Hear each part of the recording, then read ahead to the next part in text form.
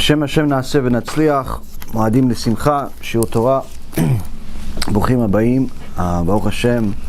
We're here in חול המועד פסח, 5780, 2020 for the Goyim. And continuing, Baruch Hashem, B'siyata Dishmaya, all of our shiurim.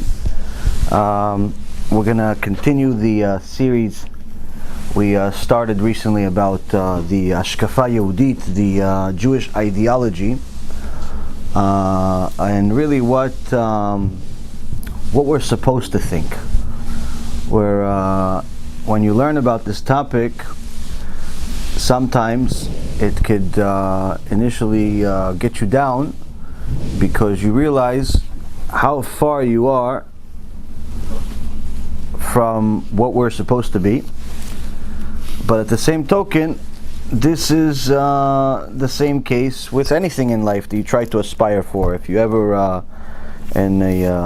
other things in life, you aspire to do something good, whether it be business or it be anything else, you read, let's say, about the success stories, you realize you're very, very far away from where where you want to be. But don't let the Yetzer Hara fool you into thinking that way, because generally speaking, if you want a success, you want to read about success, you want to learn about success, because you have to know what to aspire to be.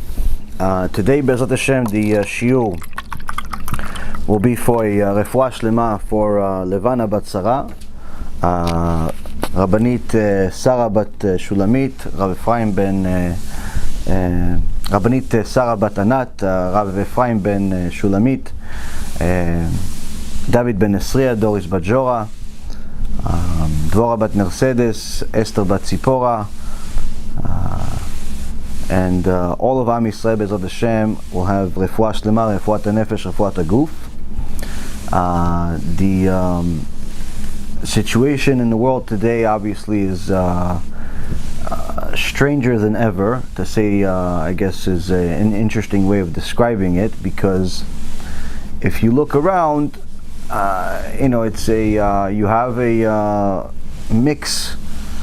mixed reaction to what's going on. On one end, you see a large part of people are reacting to the coronavirus and the horrific situation at hand with massive hysteria.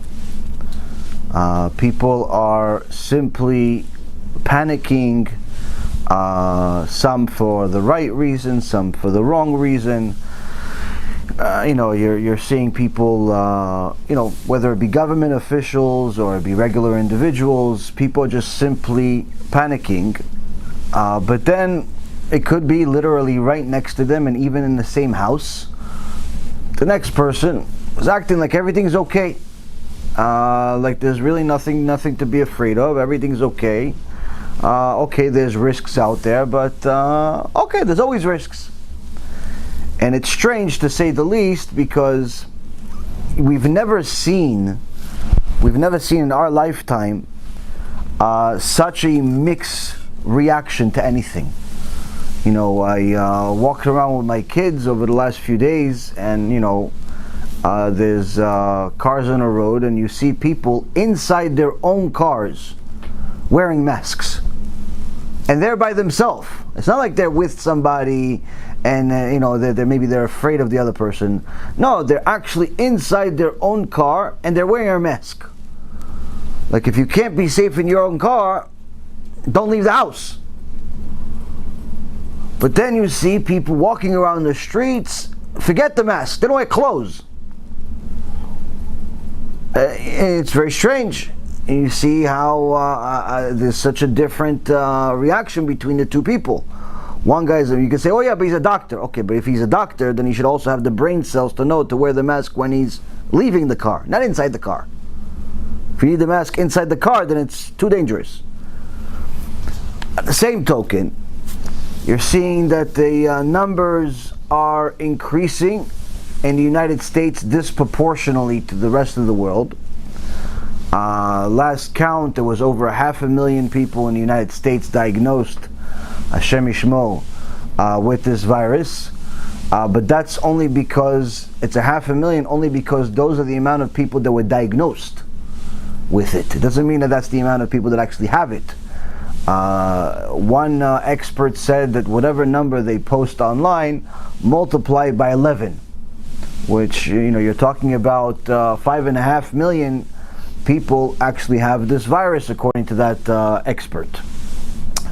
And the number is approaching 2 million people worldwide. But anyone that is going to use their own logic, or perhaps knows a few people that live outside of his house, knows that 2 million is a lie. And the reason why is because that there's, in other countries, they're not reporting the numbers the same way that they're reporting in the US. They're not reporting the numbers the same way that they're reporting in the Israel.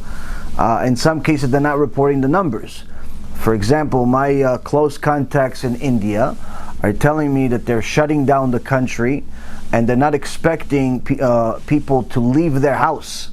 They're forbidding anyone from leaving their house for another month. Now, but if you look at the statistics and how many people are infected in India, it looks like, wow, the virus didn't even hit it there. There's 1,000 people sick. Why is the whole country shut down with 1,000 people being sick? That's because it's a lie. My contacts in India are telling me there are millions of people there sick. Millions. Because their leader pretty much reacted in a way that was the opposite of what the rest of the world did. Acted like everything was great and nothing's going to hurt them, and they could worship their false gods in order to solve this problem by making noise in the middle of the night or lighting a candle, all types of witchcraft that they have. And until he realized, it's not working, and there are millions of people sick. So now they're going from one extreme to the other, and they're not letting anyone leave the house, even including to go buy food. And if you want to buy food, you have to buy, you have to pay 10 times the price.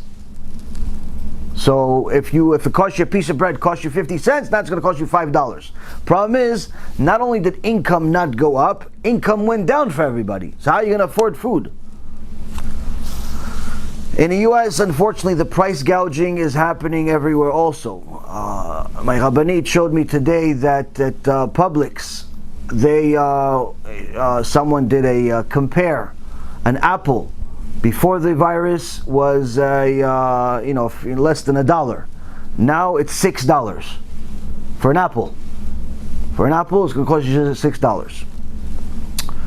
So this leads me logically to this conclusion, which I mentioned to you last week, which is that whether they are going to admit it on their own, that there is going to be no cure to this virus anytime soon, or they're going to be forced to admit it, one way or the other, the solution that they have right now is not going to last much longer. Now there's a expert that came out, one of the people that's actually working on the virus, on a cure for it. He says, and a vaccine. He says this, public statements that they're making, that they're going to come up with some type of vaccine, new vaccine within the next few months, or some type of a cure for it within the next couple of years. He says that's fairy tales. He's the guy that actually supposedly he is one of the experts of the last big virus, which was SARS. He's supposed to be part of the team that came up with something for it. Again, don't quote me on these things. This is just something that I saw.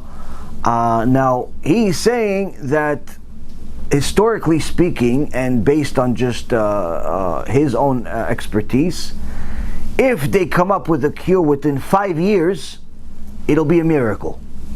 He says usually it takes 20 years to come up with a cure. So we're back to what we said in the movie that was published today, Baruch Hashem, by Be'ezrat Hashem, a short movie that gave me chizuk. In the beginning of the movie, it says that there's no cure that's going to be found by a human being for this virus. No cure. And there's not going to be a cure. What's the cure? TeShuva is a cure. TeShuva is a cure. Problem is, not everybody wants to take this cure. They want to pay for one with money. So Hashem's going to make them pay with money, but just different ways. He doesn't need their money, so he's just going to take money from people until they wake up. And the market crash that's going to come, and the economic crisis that's going to come, far beyond what's happened so far, is going to be part of it. But more so, it's going to be a situation where you're going to have people taking things into their own hands, which initially could cause mayhem.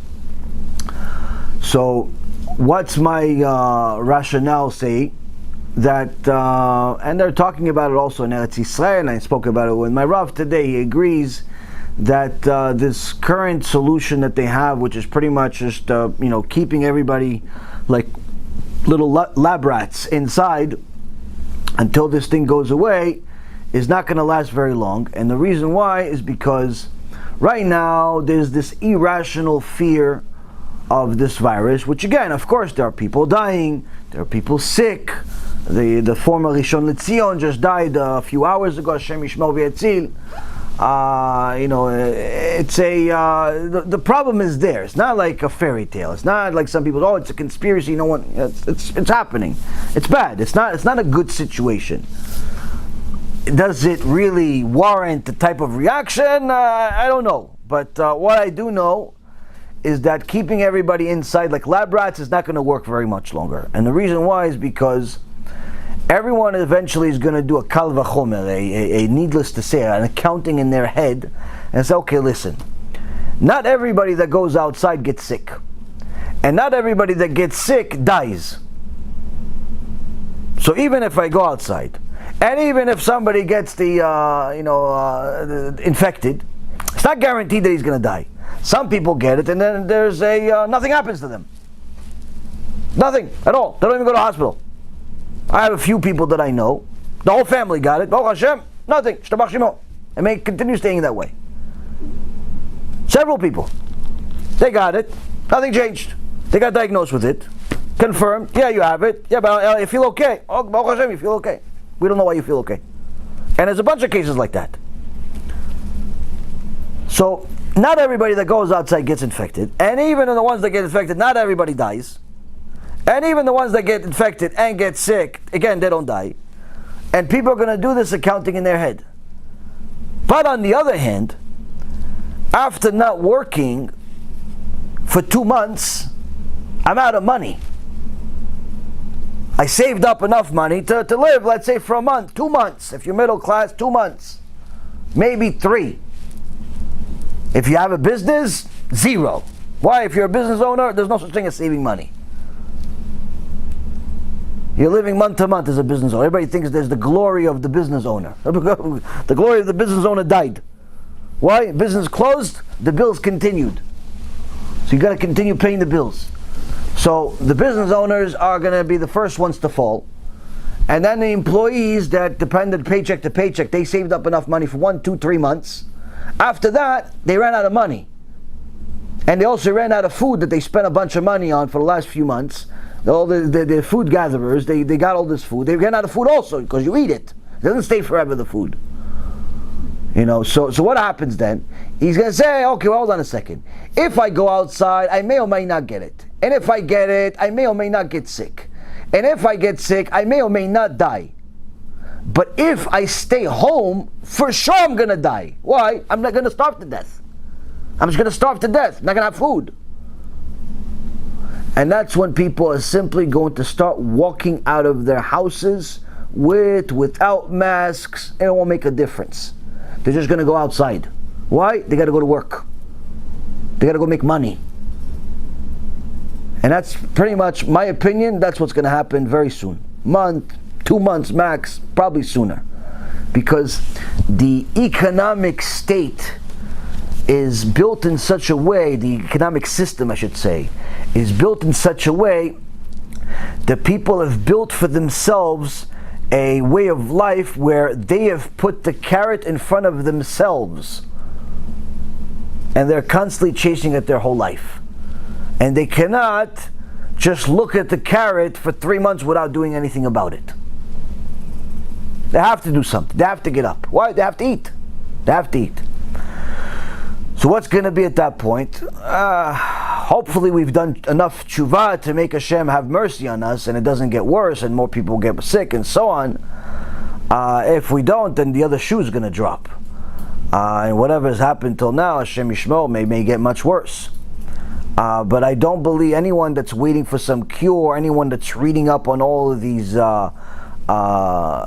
papers that people are publishing left and right about this guy's got a cure and that guy's got a cure, and if you do this and if you do that and if you jump up and down, if you turn around and you do the hokey pokey and maybe you're going to get a cure, all that stuff, you're wasting your time. Why? You have an opportunity to cure yourself. What is it? It's tshuva. Tshuva means you change your life and start looking at what instructions that HaKadosh Baruch Hu give you, whether Jew or Gentile, and start living accordingly. If you're a Jew, that means you have to start keeping Shabbat, keeping kosher, keeping family purity, talat mishpacha, watching your brit, not wasting seed. You have to learn Torah every day, not all day, not 24 hours a day like people make it think. No, just learn for an hour, 2 hours a day just to know how to be a Jew. If you could do more, do more. You have to do your business kosher. Oh wait, but my business is already not kosher. Oh, it's not kosher, shut it down. Yeah, but I'm going to lose all my money. It's better you lose your money than Olam HaBa. The reality is, Rabotai, is that if you are still living in La La Land thinking that some doctor or some chemist or some guy with a high IQ is going to solve the current epidemic, it's you're simply living an illusion, and you're going to be let down in a very, very big way. On the other hand, the people that are getting stronger with tshuva, people that are getting stronger with their connection to Hashem, from my understanding of how I see things, and the people that are in touch with me every day, Baruch Hashem, they're all in very good shape, both physically and mentally. Now, because there's a very high need for tshuva, Team Hashem is working around the clock to try to produce as much material as possible to reach everyone. So Baruch Hashem, if a few people have noticed, we've been producing a lot of material lately. We came out with Baruch Hashem with the Agadah for Pesach, first time in our history. He came up with Agadah. A few Talmidei Chachamim that I know was so surprised, like, when do you guys have time to sleep? I said, no, that we'll do eventually. In Olam HaBa, maybe we'll do that. No one sleeps. People don't ask me anymore, when do I sleep? They ask me, where's everybody else on the team sleeps? Why? Because forget about you. You all we gave up on. What about everybody else? Anybody else sleep? No, everybody's a vampire. Nobody sleeps. Why? Gotta work, gotta produce stuff. So we came up with Agadat Pesach. Anyone that read the commentary at the end or in the beginning or both, there's a lot of interesting things there, good stories, good insights, sgulot and so on. So we came up with the Agadah Pesach. We came out with a bunch of different movies, short films that used to take us months to produce one at a time. Baruch Hashem, we're on pace to do almost one a week, at least 3 a month. Now, Baruch Hashem, and each one is better than the next. They're getting stronger and stronger, they're getting better and better, they're getting clearer and clearer. Some things that we said recently, some things that we said a long time ago are being taken into and put on film with different production that's giving the right people the chizuk. But another thing that we came up with today was also we launched a few more channels for our brothers around the world. I think it was last week we launched our Spanish YouTube channel and Facebook page, where different volunteers, God bless them, they took their time, which I can tell you from my own personal experience, putting subtitles on movies or on lectures is a tedious nightmare. It takes 1,000,000 years. I don't know how they did it. I know when I was working on it for Hebrew, and I wasn't even doing the whole thing. I was just doing the editing. The editing. Forget about the person that did the actual thing. I don't know how they did it in one lifetime. The editing of the Hebrew, of my personal movie, took me like 40, 50 hours. Just the editing, not the actual writing itself. And you have these tzaddikim and tzaddikot doing it in different languages. It's unbelievable to me. And not just the movie, in different things, different movies, different shiurim, different short clips. So I believe it was about a week ago, 2 weeks ago, we launched a Spanish channel. So Baruch Hashem, anyone that is speaks Spanish as a first language, knows people that speak Spanish as a first language, get on the WhatsApp group, get on the Facebook group that's specifically for that, because you'll have different shiurim that have that, and it's the shiurim, it's me speaking with the subtitles on the bottom, and they've done a very, very good job doing it. But if that wasn't enough, we have tzaddikim in other languages also. Today we launched Portuguese. Portuguese channel, Portuguese Facebook page, and also German, and what else was there? There's Korean is coming, Bezat Hashem, hopefully tomorrow. Korean, Korean. Then we have French. French was launched today. A French channel, French, Korean, German, Portuguese, Spanish, and I'm forgetting one, I think. Portuguese, French, German, Korean, Spanish. If I remember it, I'll tell you. So another handful of channels in different languages. And also they're translating some of the other material we have. Like, for example, if you are a Jew, you want to do the blessing of Asher Yatzal. The blessing that I keep telling you guys, the Chazal tell us this is the Zgula, this is the cure. This is a special cure for any health issue. We published one already for the last couple of years. We've given out tens of thousands of copies for free of this poster. We have one side is Ashkenazi, one side is a Sephardi Nusach, in a very nice plastic poster. And we've literally sent this out to all four corners of the world. We just sent another 900 of them to Canada. For anyone that wants to give out 100 or 200 to their community, let us know. We still have a few left. So this specific zgula of saying the blessing of Asher Yatzal is written in the books by many people, whether it be the Chafetz Chaim, or be the Prophet Job, or Arav Zavichi. Many Chachamim have discussed the significance of saying Asher Yatzal not by memory, but rather by actually reading it, because you have much more focus. And so anyway, one of the few of the tzaddikim translated this Asher Yatzal poster into their language. So it's now in German and also in Spanish. You can download it for free on our website and print it. We don't have it printed on a poster, but you could download it and print it, hang it on your wall, and have it next to your bathroom. Because when you relieve yourself as many times as necessary throughout the day, the very least you can do is thank Hashem that your body works. And I promise you, the people that are sick or have been sick know how valuable that ability is. And that's actually one of the things that the Chazon Ish discusses in today's shiur, where if we simply understood the mechanics of our body, the word atheism would become somewhat of a curse to us. The notion of lack of emunah would become an embarrassment to us if we just understood the mechanics of our body. So we're trying to publicize the shiurim into all languages, just as HaKadosh Baruch Hu told Moshe Rabbeinu to translate the Torah into 70 languages.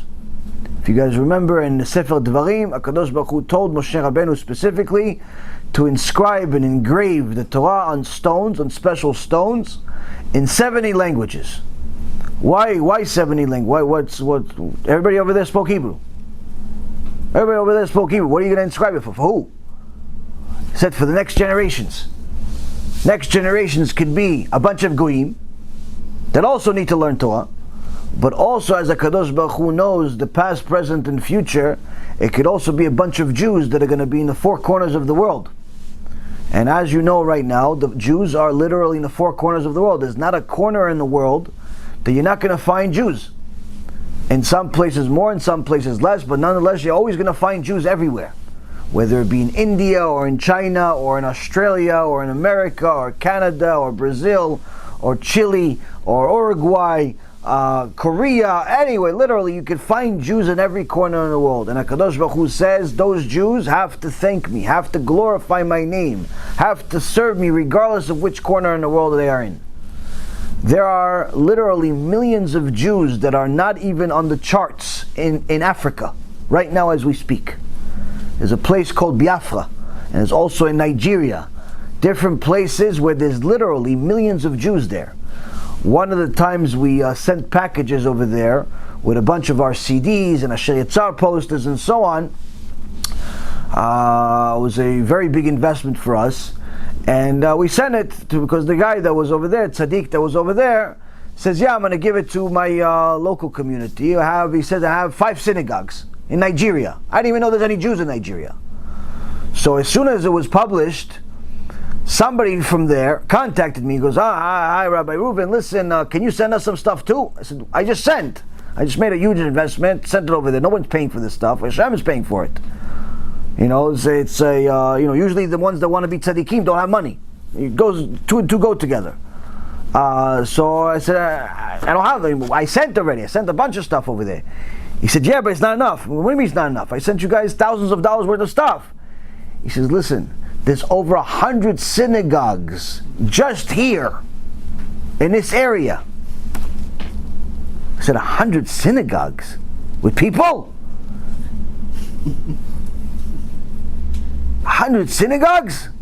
I didn't even know there's any Jews in Nigeria. He says there's over 100 synagogues there. Shtabach Shemolad. Now, when people say, yeah, there's 15, 20 million Jews in the world, they're not counting the people in Biafra and in Nigeria. They're not counting them. They don't even know they're there. There are literally Jews, Yishtabach Shemolad, in the 4 corners of the world. And HaKadosh Baruch Hu is going to give everybody a chance. So we have to do our job. Our job is to continue publishing more and more emet, more and more Torah, and try our best to find kind hearts that are willing to make the sacrifice, whether it be monetary sacrifice or time or skill, to translate the shulim, publicize the shulim, share the videos, everywhere they possibly can, in order to get more and more people to learn it. Because as you obviously know, the world is not the same. Most likely it won't return to be what it was before this virus. I don't necessarily think it's the end of the world, but surely people are going to, some people at least, are going to act differently. Some even say that handshakes are going to be frowned upon moving forward. It's become a, very normal behavior that when you meet somebody, you shake their hand. People say now that after this virus thing is over with, people are going to frown upon handshakes because of what's happened. And the funny thing is, I actually heard from Arav Shani Sheikhye that one of the Chachamim, I don't remember the name, one of the Chachamim says that handshakes is inappropriate anyway. Doesn't think it's appropriate. For men and women, obviously men are not allowed to shake hands with women. Even for the ones that say there's an heter, there's a leniency, if it's a position of power, in reality, everybody knows you shouldn't do it. Men and women shouldn't do it, handshakes. But men and men, some of the Chachamim are of the opinion, not all of them, some of the Chachamim are of the opinion, you shouldn't do it at all. Why? For what? What purpose? And you'll see many times, I was actually a little bit surprised at this. When I went to Yerushalayim years ago, and we were in a Alanof over there, and I met some people, and they wouldn't shake hands. Like, not that they wouldn't do it if you shook their hand, it was unusual to them. What do you want? Like, you're American, American Jew, and the guy, oh, okay, yeah, you shake your hand, give you like a five. It's almost like he's giving you a five, like, okay. Over there, if you're Sephardic, they give you like a chibuk, give you a nice hug or something. What's the shaking hand thing? It's very Americanish. But the point is, some of the Chachamim are of the opinion it shouldn't be done at all. Funny story, side story. The reason why you're not allowed to, a man is not allowed to shake a woman's hand is in case that handshake will give him thoughts of the woman and so on. the man's mind doesn't work the same as the woman's mind. As much as the woman wants the man's mind to work the same, it's never going to work the same. It's just never going to be. She looks at a guy, thinks about his personality. He looks at her, and he looks at a piece of meat. That's just the way it is. That's just the reality. It doesn't matter who, what, when, and how. That's just the way it is. Women will never understand that. Men, it is what it is. Now, Chachamim knew this. Chachamim knew this. Says, you're not allowed to touch a woman. In fact, you're not even allowed to stare at her if she's not your wife. You have to watch your eyes. So, but there is a leniency if she's very unattractive and she happens to be in a position of power where if you don't shake her hand, it could create problems. So there's a famous story about Rabbi Ovadia alav hashalom. Rabbi Ovadia, one time he got an award, early on. He got an award for his book, for his sefer, which was a miracle of its own, how a Zionist state would give an award to a rabbi for his book. So anyway, so they wanted to honor him for this book, of how much wisdom was in this book, in his Sfarim. It was unbelievable. And they invited him to this, this kenes. What is it, kenes? Kenes is like a symposium or some type of event to honor him. And Golda Meir, which was the prime minister at the time, Shimra Shaim Yerkav, she came to Rav Ovadia to shake his hand, and he didn't shake her hand. No. I don't shake hand to a woman. She got really offended. So when Rav Ovadia reached out to shake the hand of the man that was there, I forget who it was, as a comeback, because he was also a Zionist zift. Yeah, he said, no, I don't shake hands. I don't shake hands with rabbis. Okay, no shake hands. He went on stage. So now other people saw this. Talmidim saw this, and it was embarrassment. For this, people don't understand Torah. They don't realize he's doing them a favor by not shaking their hand. But anyway, after they said, Kvod Harav, I don't understand. Isn't there Chachamim that say that there's an eter, there's a leniency in regards to shaking the hand of a woman, if she's in a position of power? And he says, listen, even if there's an eter of someone in a position of power, and even if there's an eter for a really, really ugly woman like her, I'm still not going to shake a hand. He says, there's no chance in the world that I could ever get a thought, inappropriate thought of that ugly woman. I'm still not going to shake a hand. Still not going to shake a hand. Needless to say, when you're in business and there's it's normal conduct.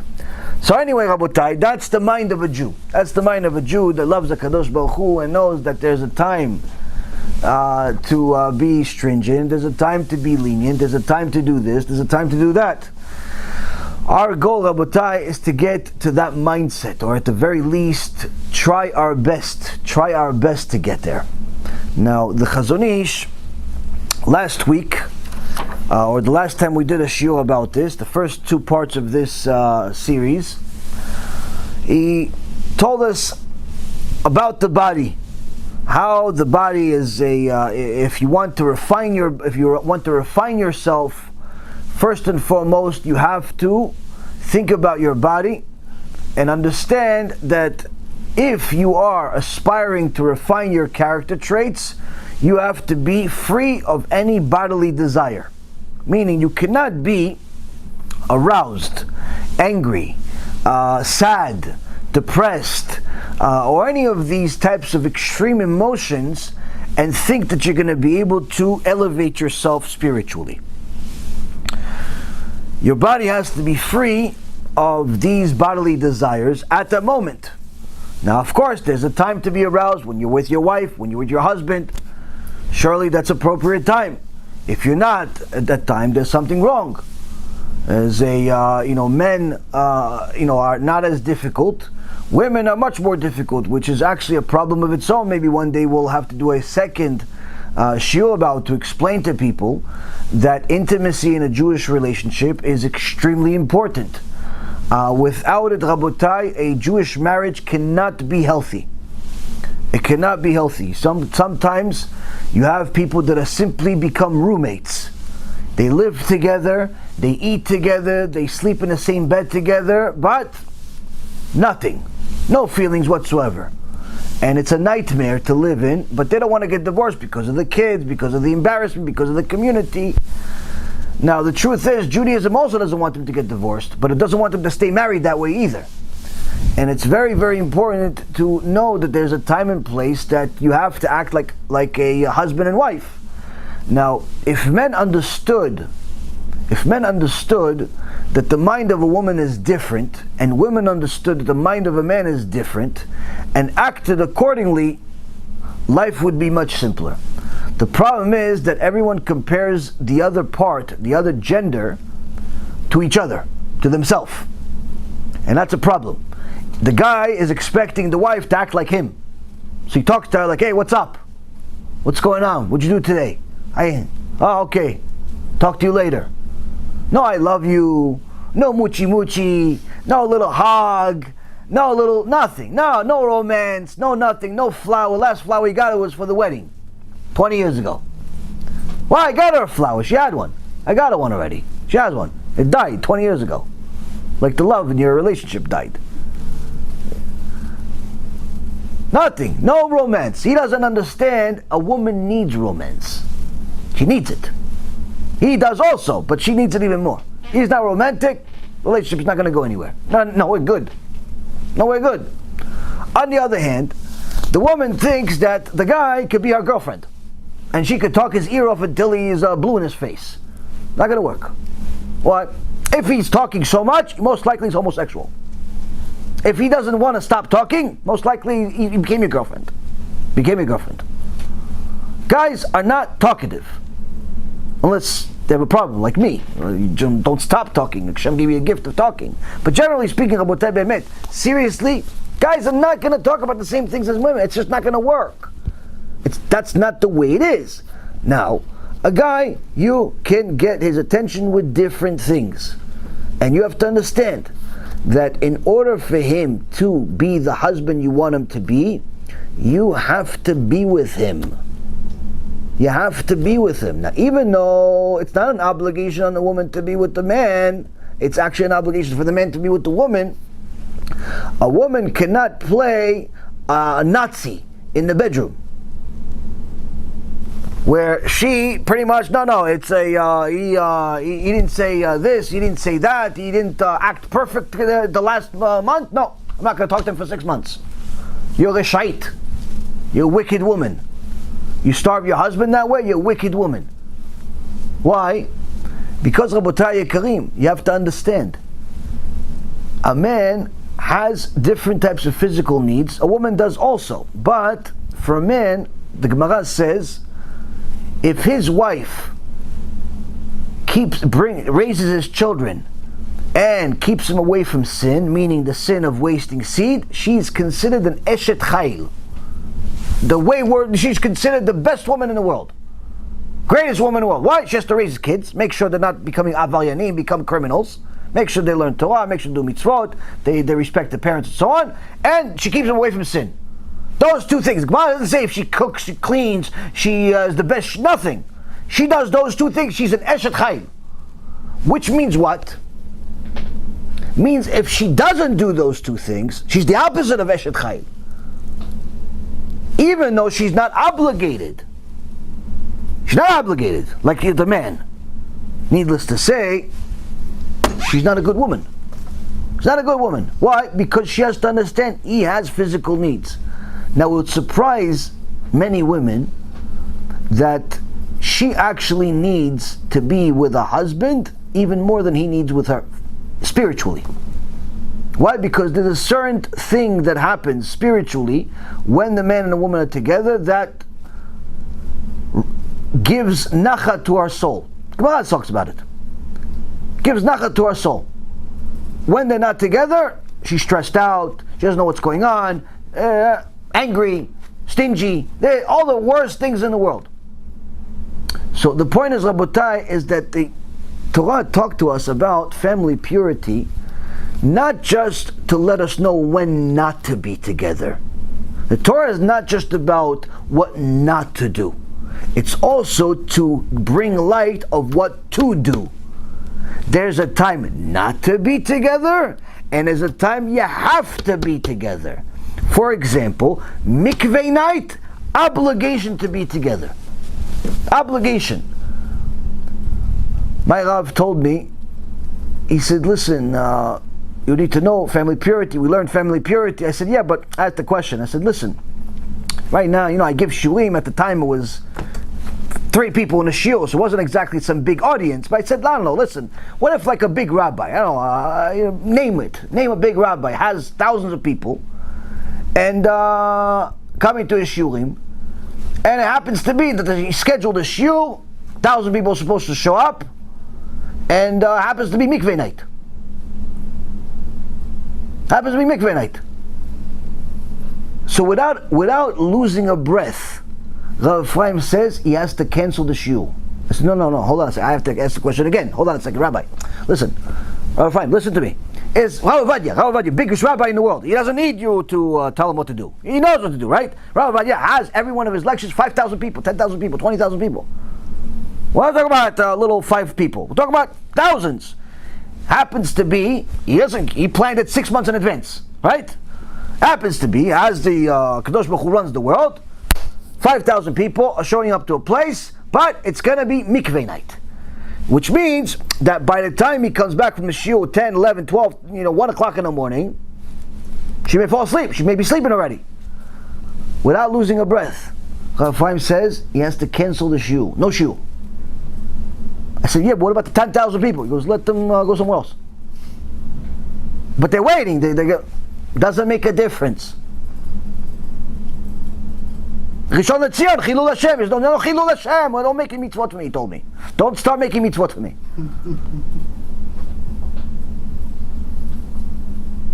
That's how powerful family purity is.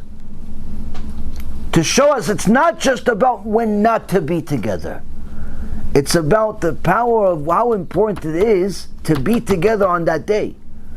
And the Rambam goes into it. He says, a regular Am Haaretz doesn't know much. Every day he has to be with his wife. If he wants to be, she wants to be, they're together, everything's good, every day. Talmid Chacham, someone learns, needs a strength and so on, he could be okay with once or twice a week. It's enough. Shouldn't do it every day. Why? He's not going to have strength. He shouldn't act like an Am Haaretz and so on. But the point is, Rabotai, is that relationship that you have with your wife, that relationship that you would have with your husband is so critical that if people only knew and understood it, there would simply never be a divorce. There would never be guys calling me, texting me, emailing me at 2 or 3 o'clock in the morning, listen, Rabbi, I need your help. How am I going to stop wasting seed? I said, get married. He goes, I'm married already 15 years. I'm married 20 years. I got 3 kids. I said, how come you're wasting seed? He goes, no, my wife doesn't want to be with me. I said, for what? A week? 2 weeks? Oh, no, I haven't been with her in 6 months. Rabotai, I told her, she's a chilonit, she doesn't believe in God. He goes, no, she has kisui rosh and everything. Kisui rosh. She should cover her face too, become a different religion. What's the matter with you? Rabotai, it's very, very important when it comes to Jewish ideology to know it's not just about what's not allowed. It's about what you're supposed to do. That's what you're supposed to do. These things are very, very important. Why? Because you're seeing, unfortunately, now that the Jewish world never had a divorce problem, Baruch Hashem. Divorce was a problem that the Goyim had. Whether those Goyim were really Goyim or Jews that acted like Goyim. Secular Jews. Divorce was never really a problem for Jewish people. But now it's becoming a problem. Religious Jews have a problem. He's cheating, she's cheating. Why are you cheating? Why do you need to cheat? If you follow the instructions, every month is Gan Eden. Every month is honeymoon. If you follow the instructions to the T, like it says in Halakha, you don't touch, you don't hug, you don't this when you're not supposed to. And then when you're supposed to, you do. If you followed it to a T, every single month is mamash like the day you got married. But what happens? People, they listen to Manis Friedman. They may listen to Shmuley Boteach. They listen to the guys that wrote books with pornography stars because they want to learn about sexuality from Goyim. Because some Zona was intimate with as many men as she can count, so Shmuley Boteach wrote a book with her. He figures she's the expert. So you have people with long beards writing books about this subject and confusing people even more. You don't need to learn these books. It's very simple. Follow halacha. You follow halacha, you'll have the best life, best marriage in history. If the guy watches his eyes, if he watches his mouth, if he learns Torah, if she learns Torah, if they do everything they're supposed to, Rabotai, you will never see one Jewish house with a divorce. Never. You won't even see a house with a fight. That's how beautiful it is. But what happens when we start mixing our own Yetzirah-driven ideology and mix and match it like a shakshuka with the Jewish ideology and call it Jewish? We get confused. So the Chazon Ish is trying to do us a very big chesed. He's trying to elaborate and clarify what does it mean a Jewish HaShkafa, a Jewish ideology. What does it mean? So first he started is, listen to me. If you want to elevate your neshama, you have to start getting control of your bodily desires. There's a time and a place for everything. The time and a place for everything. You're allowed at this point, you're not allowed at this point. It may not make sense to you, but it doesn't make a difference. Not everything has to make sense to you. You don't really know how radio waves work, but you still use a phone. You don't know how the x-ray machine works, but if you need to use it, you're going to use it. You don't know how the medicine works, but you're still going to take it if you have to. Stop trying to understand everything. Trust the Chachamim. They understand. Trust the experts. Anyone that tries to understand everything ends up understanding nothing. There's a certain time and place where you just say, you know what, this is what it says, finished. Why? If this genius said it's good, I'm just going to rely on him. Just like you rely on your local doctor, just like you rely on your local pharmacist, just like you rely on a teacher, just like you rely on every other profession. Our sages were geniuses in all aspects. Anyone that learned some of the history about some of our sages and the genius that they had just in their personal lives, things they've achieved, will say, I don't understand, how come this is not known by everyone in the world? People used to call the Chazon Ish in the middle of surgery. The doctor just came out, he said that there is a problem and they have to do one of two options. Option A is to cut over here in the brain. Option B is to cut over here in the brain. The doctors are confused at why we're calling our rabbi, but we needed your help. Kvod Harav. Chazon Ish would tell him, listen, tell your doctor, option A is going to kill him. Option B is going to debilitate him. So both options are no good. I'm going to give you option success. What's option success? He starts giving them step-by-step instructions of what to tell the surgeon, of where to cut in the brain. They come back with instructions, not once, not twice, not three times. They come back with instructions to the surgeon, world-renowned surgeon, said, listen, here's the instructions of what you're supposed to do with my husband, with my father. Here. The surgeons were baffled. It's like, who's this genius? Wow, we never even thought about this. Who came up with this? What doctor? He goes, not doctor. Who is he? It's a rabbi. What medical school did he study in? He never went to school. He never went to school. He didn't go to university. So what do you mean he didn't go to university? How does he know all these? He knows, Torah is in it. Torah talks about everything. Torah talks about everything, Rabotai. Everything. There is a Gemara, there's a Mishnah that discusses different parts of the body in detail in Masechet Ohalot, because they need to know when a person dies, different parts of the body and so on. And it goes into the details and details of the smallest things. The Chachamim investigated everything, looked at everything. There is a Gemara in Masechet Bechorot, page 45a, where there was a Zonah, prostitute, that died, and they investigated her body in order to learn from it. Point is, Rabotai, and this is for halachic purposes, and the point is that the Chachamim investigated everything. They're not telling you this is allowed, this is not allowed from their own common sense.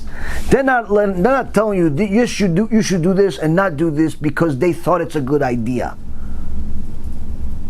Our Torah from Sinai, our Torah Akdosha, the Torah that we have today, is a small microcosm of what Torah is really available. And even the microcosm that we have available to us, we're not appreciating enough. Why? Because we think that the doctors and the lawyers and the politicians and the bankers and the Wall Streeters and all of these people, they know more than the rabbis. Why? Because the rabbis seem like, I don't know, they look like they're old and out of fashion. That's a mistake. And one of the things that a person needs to know when he wants to have the right ideology is to know where to get this ideology from and what tools are necessary.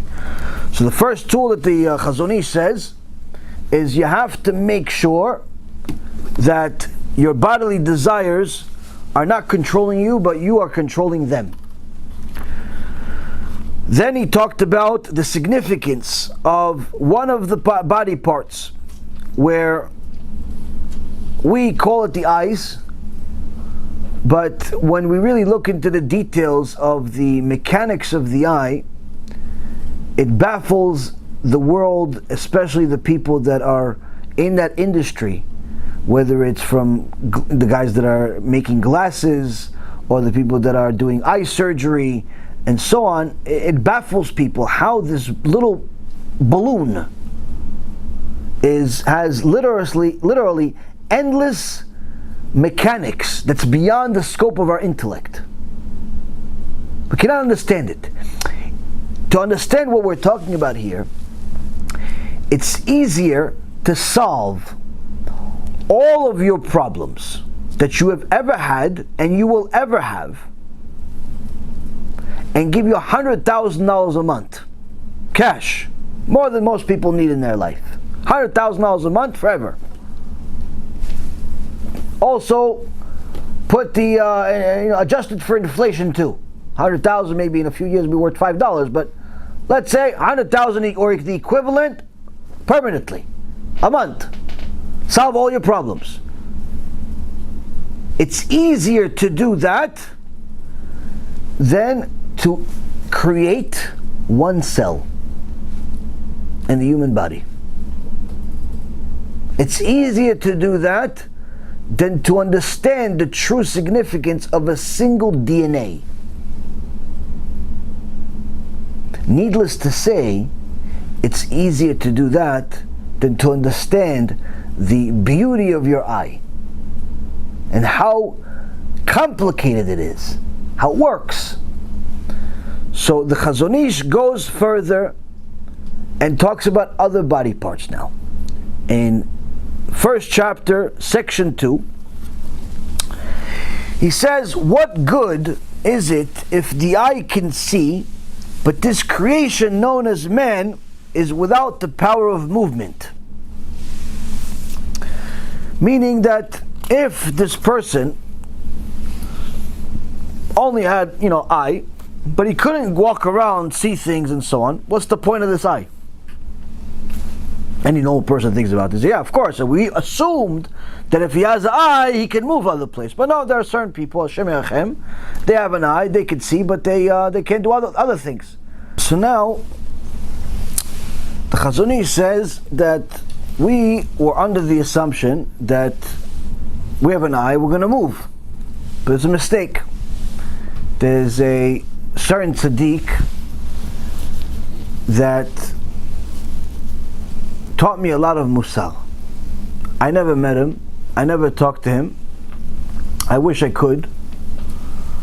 but I saw a short video of him that taught me enough musar that if I could apply this to my life every day, my life will be better for it. In fact, if everyone could apply it to their life every day, it would change their life drastically. This tzaddik, several years ago, he got a sickness that is simply not only not curable, but it deteriorates day after day. And he started losing control of his muscles, of his entire body, and he simply had no control of his body. He got to the point where he could not move anything in his body other than his eyes. Now, all of you right now listening to this feel bad for him. I promise you, he feels bad for you. Why does he feel bad for you? Because he was at the Siyum HaShas several months ago, because he completed the Shas. He completed the Shas Gemara. How? With his eyes. That's all he needs. They have a special computer connected that he has a chavruta he learns with and he argues with, and all he does all day, all night is learn Gemara. And he completed the Shas, the Daf Yomi Shas. How many people can say that they've completed the Shas? Unfortunately, not many. Why? They have excuses. Oh, I'm working. Oh, I'm tired. Oh, I got bills. Oh, I got stresses. Oh, it's too hard. Oh, it's too this. Oh, it's too that. Do you have more problems than him? He has eyes. And he completed the Shas. He made a promise. He's going to complete the Shas. And his own wife and his own kids are testifying to this themselves. They're saying, listen, the only reason he is alive right now is because he does not stop studying Torah. Now, the Gemara tells us that everyone is going to go up to Shamayim, and all of their excuses are going to be put on. Okay, what did you have? How come you didn't complete the Shas? How come you didn't learn Torah? What do you have? Oh, one guy's going to say, oh, I was really beautiful. I was really beautiful. All the girls came after me. Gemara says, HaKadosh Baruch Hu is going to bring him Yosef HaTzadik. Yosef HaTzadik was beautiful. He was so beautiful, his skin was shining. Shining. When he would walk in the streets, when the Paro made him the viceroy, the women threw their underwear at him. Please marry me, marry me. Married women, single women, everybody. Potiphar's wife, people think she was some type of horrible, I don't know, troll or something. The Gemara says she was one of the 4 most beautiful women that ever lived. Meaning, the most beautiful woman in the world today looks like a monkey with hair on his face next to Potiphar's wife. And she was willing to die just to be with Yosef one time. His skin was shining, but he never sinned. Kadosh Baruch Hu is going to say to you, you're more beautiful than Yosef? Let's bring Yosef over here, let's see you. You look like a troll next to him. You look like you have 5 heads. They're going to show you Yosef a tzaddik, you're going to get embarrassed. You're going to want to bury yourself in the hole. Hashem, put him in kafakela, put him in gay. No, forget it, Hashem. Forget I even said it. I'm embarrassed for the excuse that I had. They're going to show you Yosef a tzaddik, you're going to look like a monster. They're going to say, oh, wait, hold on a second. I didn't have any money. Hashem, I'm going to study Torah. I don't have money. I had to work. They're going to bring you Hillel every day would go into the woods, cut a piece of wood, sell it for one coin, give half of it to his family to eat, half of it to pay for the Bet Midrash, so he could learn Torah for the day with Shmaya Naftalion. One day, it was snowing, he couldn't cut the wood, he came to the Bet Midrash, and the bouncer over there says, I'm sorry, Hillel, you cannot go inside, you have no money. In those days you had to pay. Not like today, the people you have to pay people to come to the shul Torah. Those that you have to pay the Bet Midrash. No $15 over there. You have to pay $15 more. Anyway, not allowed. He says, "What do you mean not allowed?" Okay, not allowed. Not allowed to go inside. No problem. I stopped to learn Torah. So what do? He climbed the roof. He climbed the roof of the Bet Midrash to listen to the shiur of Shmaya and Naftalion as rabbis through the glass. He was so into the shiur, the snow is falling on him to the extent where it covered him completely. The next day was Shabbat. Shmaya and Naftalion arrive at the Bet Midrash, and usually there's the light of the day, going into the place from the dome, the glass dome. But he said there's no light, so they looked up and he said, "Oh, that looks like a body." They ran up, they climbed the roof, dug him up, saw him. They violated Shabbat. They lit fire to put him to bring him back to life. He said it's a mitzvah. It's a mitzvah to violate Shabbat for such a tzaddik. Tell him, why are you on the roof? Tell him, learning your Torah. He says, from now on, you learn Torah with us. Became Gdol Ador. Became the biggest rabbi in the world. Bet Shammai, Bet Hillel, that's Hillel. You had money problems like him. Did you climb a roof? You climbed the roof with the snow? Oh no, as soon as you got a little tired, you stopped studying. As soon as the flat tire, 2 weeks ago, you stopped studying for 2 more weeks. Why? You had trauma. So they're going to bring somebody that had no money, or somebody that had too much money, all types of money. Then they're going to say, hold on a second. No, Rabbi, listen, I didn't have money problems as far as no money. I had too much money. I had businesses, jewelry shop, this shop, that shop, selling masks, selling guns, Walmart. I had too much money. I was giving money to the yeshivot, Rabbi. Give money to the yeshivot.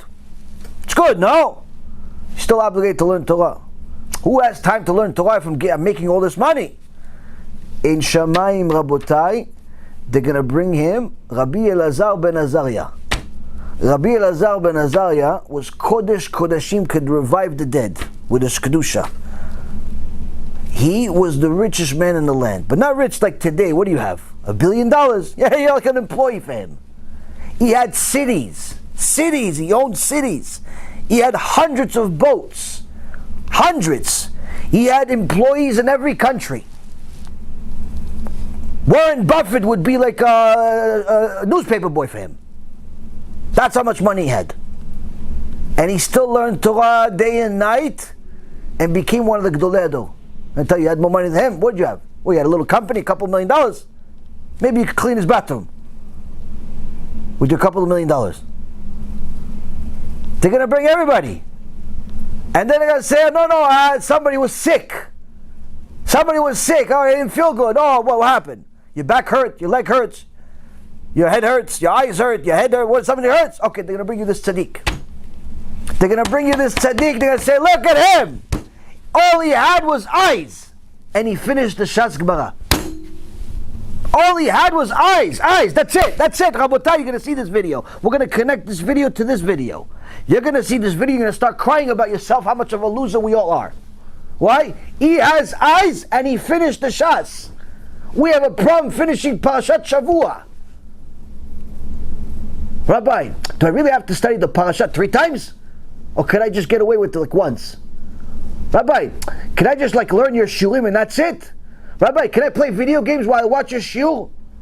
Rabbi, can I eat dinner while I'm studying? Rabbi, do I have to listen to the whole shiur, or can I just fast forward it 2 times on YouTube? Rabbi, what time does Shabbat come in? Rabbi, is this kosher? The wrapper is open. Yeah, I ate it already, but is it kosher? He had eyes. He has eyes. And he's going to complete the Shas again. Mark my words, he's going to complete the Shas again.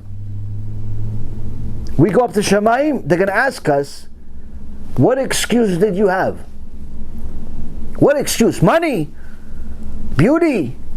What do you have? They're going to make him an example, Rabotai. In our generation, we have this. People always, oh yeah, but all these stories are from a long time ago. You have this story from a few months ago. I saw this, I started crying. I wasn't crying for him, I was crying for myself. I said, what a loser.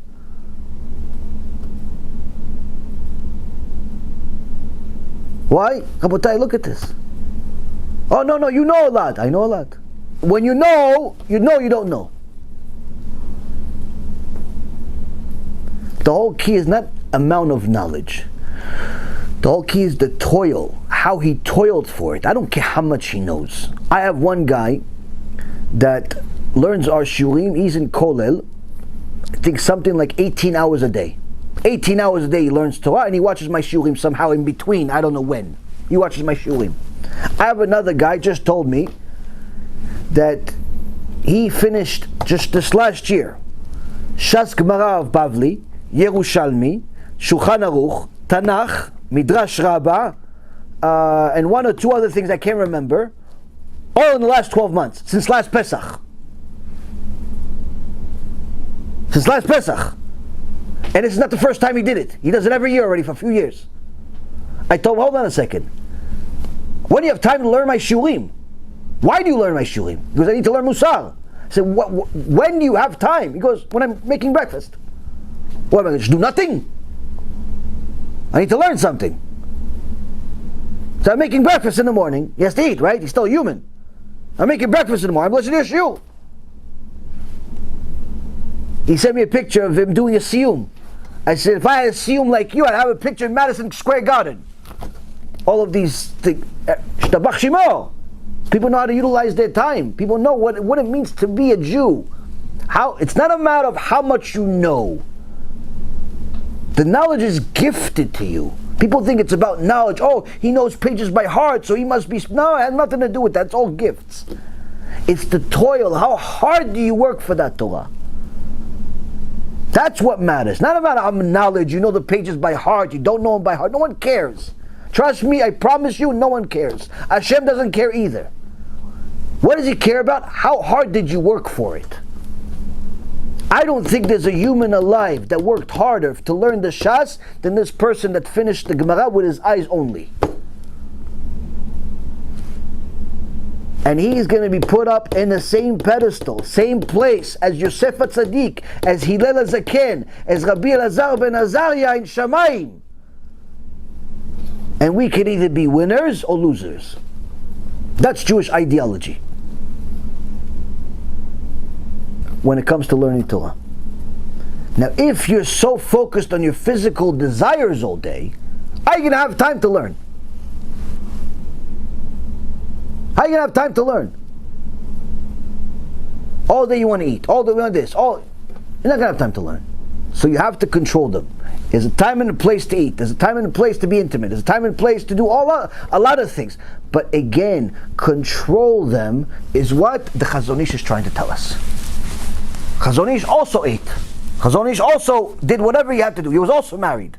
You're not the only one that's married. But that's the key. That's the key. Now, HaKadosh Baruch Hu gave us these eyes, but what purpose would they serve if all they did was just be there? The Creator noticed, he continues saying, the Creator noticed this as well, and he made man two arms, a left one and a right one.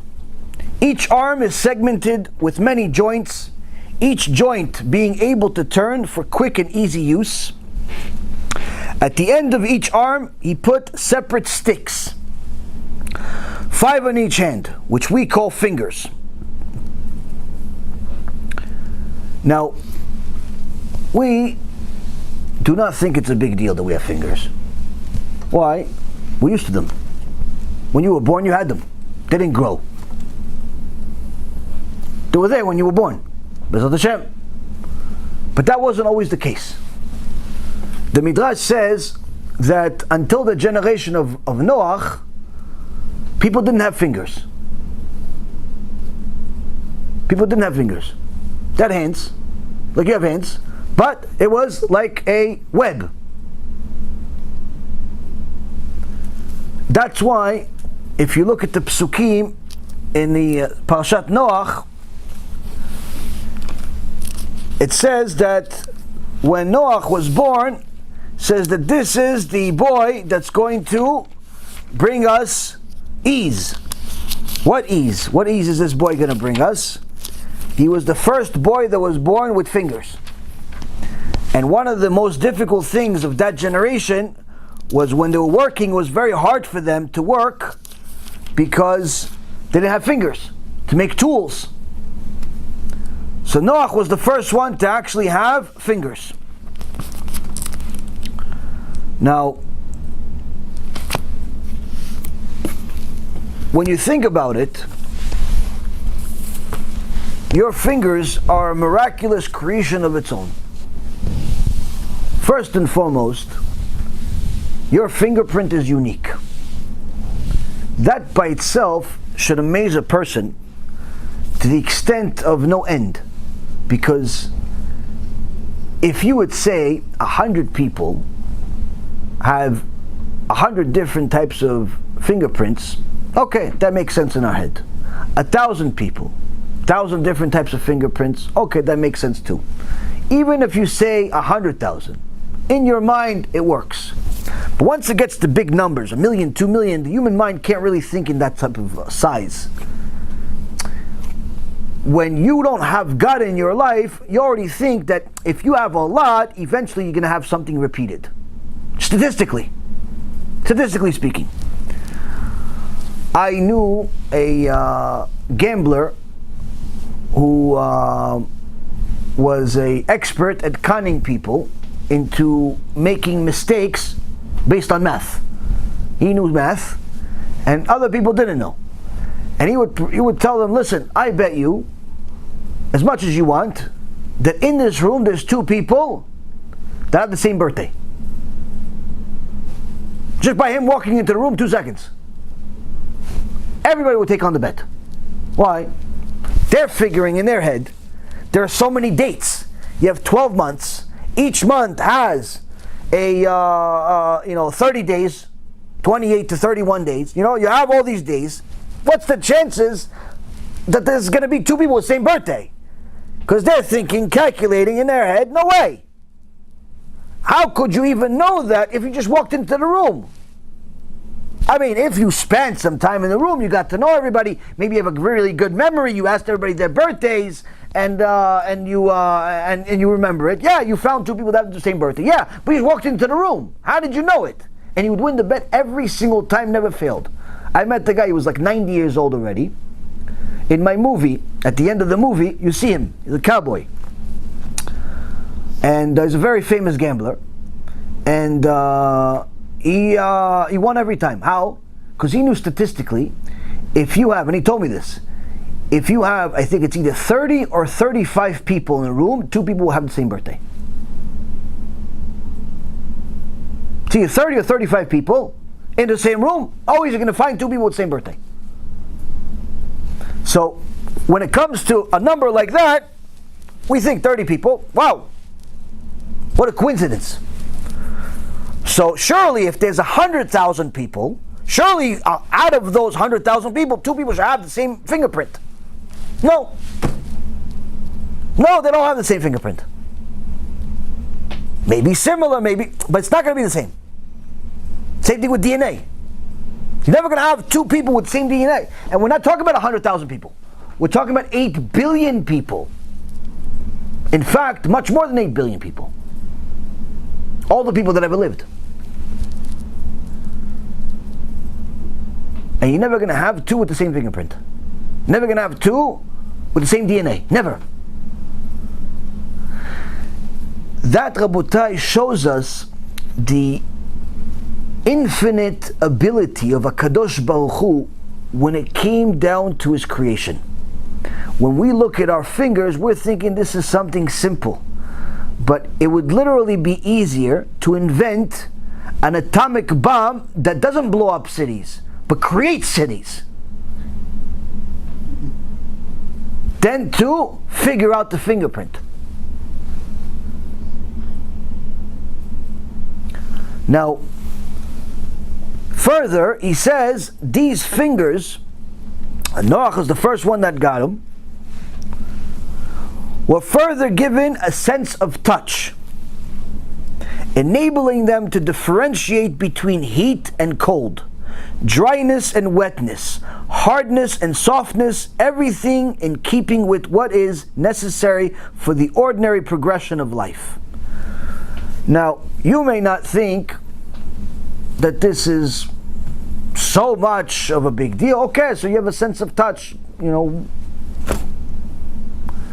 There's a very rare disease, and thank God it's rare, that some people have in the world, where they do not have their same sensors like you do, where their sensors don't work when it comes to pain. They don't feel pain. Now this may sound, for somebody like me, sounds like fantastic, sounds like Gan Eden. You don't feel pain? Wow, I want to be you. Until I realize what it means. What does it mean you don't feel pain? That means there was a little girl, I believe she was in Eretz Yisrael. Little girl, her hand was on top of the stove, an electric stove, on fire. She kept it on. She didn't know what was happening. Her skin was melting, but she felt no pain. She just didn't know what was happening. She's a little girl. That's why I say, thank God this disease is very rare. Because the people that have it are in life danger 24 hours a day. Because one of the greatest things that people don't notice is pain. Pain is a fantastic thing. One of the reasons is that it reminds you that you are alive. It reminds you that that section of your body is still alive. It's still operational. If there's no pain, that means that that body part died. Pain is a reminder that that place is still functioning. It's also a warning for something that potentially can be worse. If, for example, Chas v'Shalom, you cut yourself, if you don't feel the pain, you'll continue cutting.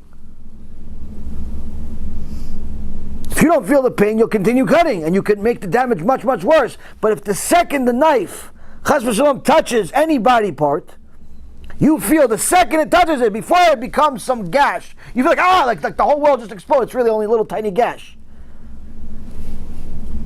You're like flipping the knife, you're trying to break the whole kitchen. I can't believe it. It's like a little tiny little thing. Like your wife's like, what happened? Oh no, I stabbed myself. Where? You're showing us. Like, where? You're showing us. Where? A little tiny little speckle of blood is on your finger. You made a big deal out of it. But thank God you have that. Why? Because if you didn't have that pain, that seemed like it was Kriyat Yam Suf, Shem Menachem, you cut your whole finger. Cut your whole finger. And that, Rabotai, is a very different life to live. Now, HaKadosh Baruch Hu thought about this too. In your fingers, He put sensors that tell you when something is hot, when something is cold, when something is forbidden to you and dangerous, when something is not. Too hot is dangerous, too cold is dangerous. And a person that knows how to use their senses will stay away from danger. Now, the same thing goes when it comes to dryness and wetness. If you're trying to identify something in the dark, you're looking for a pair of glasses, but when you're looking, all of a sudden your fingers feel wet. And then you know that you put your hands inside of a coffee cup or something. It's not your glasses. This helps.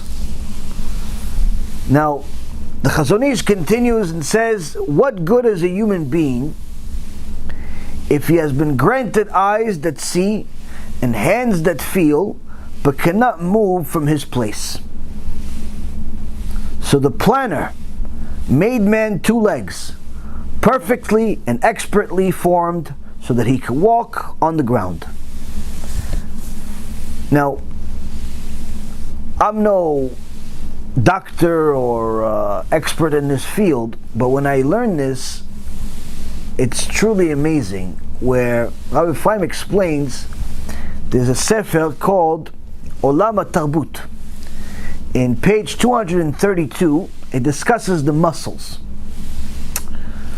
And it says really the muscles are a unique creation of its own that no one can truly understand, because it's not solid and it's not liquid at all times. We think of muscles as like rubber bands, because that's what we learned in class. I remember when I took class in high school and in college, they showed muscle. They show you the body without skin. And it shows you like a bunch of things, like a piece of meat, it all looks like rubber bands and stuff like that. But that's not actually real. It's a picture. The real mechanics of your body are very, very different. The amount of muscles that you have is extraordinary, but how the muscles operate is even more extraordinary. Because the muscles change state from something that is strong, that's solid, to something that's more liquidy, due to different hormones, due to different chemicals that are inside your body, where the second this chemical touches the muscle, it turns into solid. And then to soften it again, a different hormone, a different chemical touches it. Now, if you had to control it, you wouldn't be able to move. Why? It works too fast. So for example, if someone, for example, is walking around, all of a sudden somebody opens the door right in their face. What's the reaction? Instantly, you put your hand up. Now, you didn't think about putting your hand up, but your hand went up. If you fall, immediately your hand goes down to stop, to slow down your fall. You didn't think about, I'm going to stop my fall because I don't want to get hurt, and I want to make my wife unhappy, and No, you didn't think about any of this stuff. You're just thinking, and next thing you know, your hand is in the way, slowing down your fall.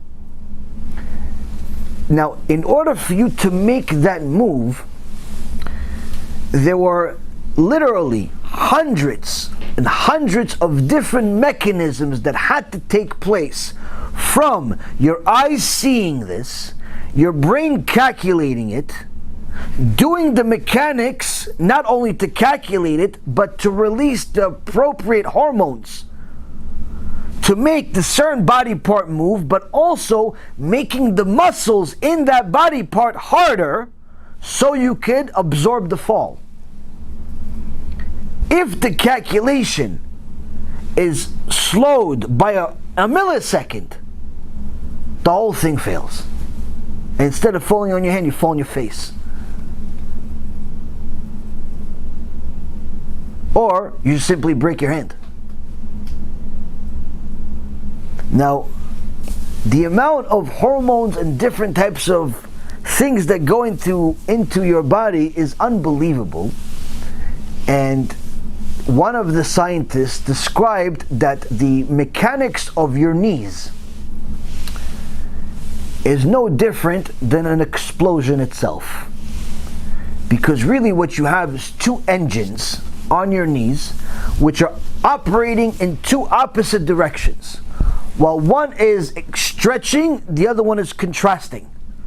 One leg is going forward, the other leg is contrasting, it's staying behind, but it has to bend. And there's literally explosions happening inside your muscles to make all of this happen.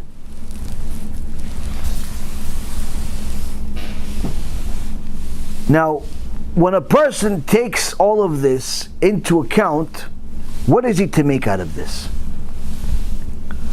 Did the Chazon Ish try to make all of us biologists, chemists, gym teachers? What does he want us to do? Athletes? He says, look, every day in the morning in Birkot HaShachar, you say, Baruch Ata Hashem, Elokeinu Melech HaOlam, Amechin Mitzadei Gaver. Blessed you Hashem our God, King of the universe, who prepares the steps of man. What are you thinking when you say who prepares the steps of man? Most of the time about coffee that you're about to drink. Most of the time, I can't wait till I finish Birkot HaShachar so I can already get on with my day. Most of the time, nothing. Most of the time we think nothing. Most of the time it's like, oh yeah, I got to do it. Check, check, check, check, check. Finish this one, finish this one. You know, it's like a checklist. I did a Shayatzar, I did a Tilat Yadayim, I did B'kot HaShacha, B'kot Torah. Check. It's like a check mark. That's what we do. It's a reality. It's embarrassing, but it's a reality. Check mark. I did it.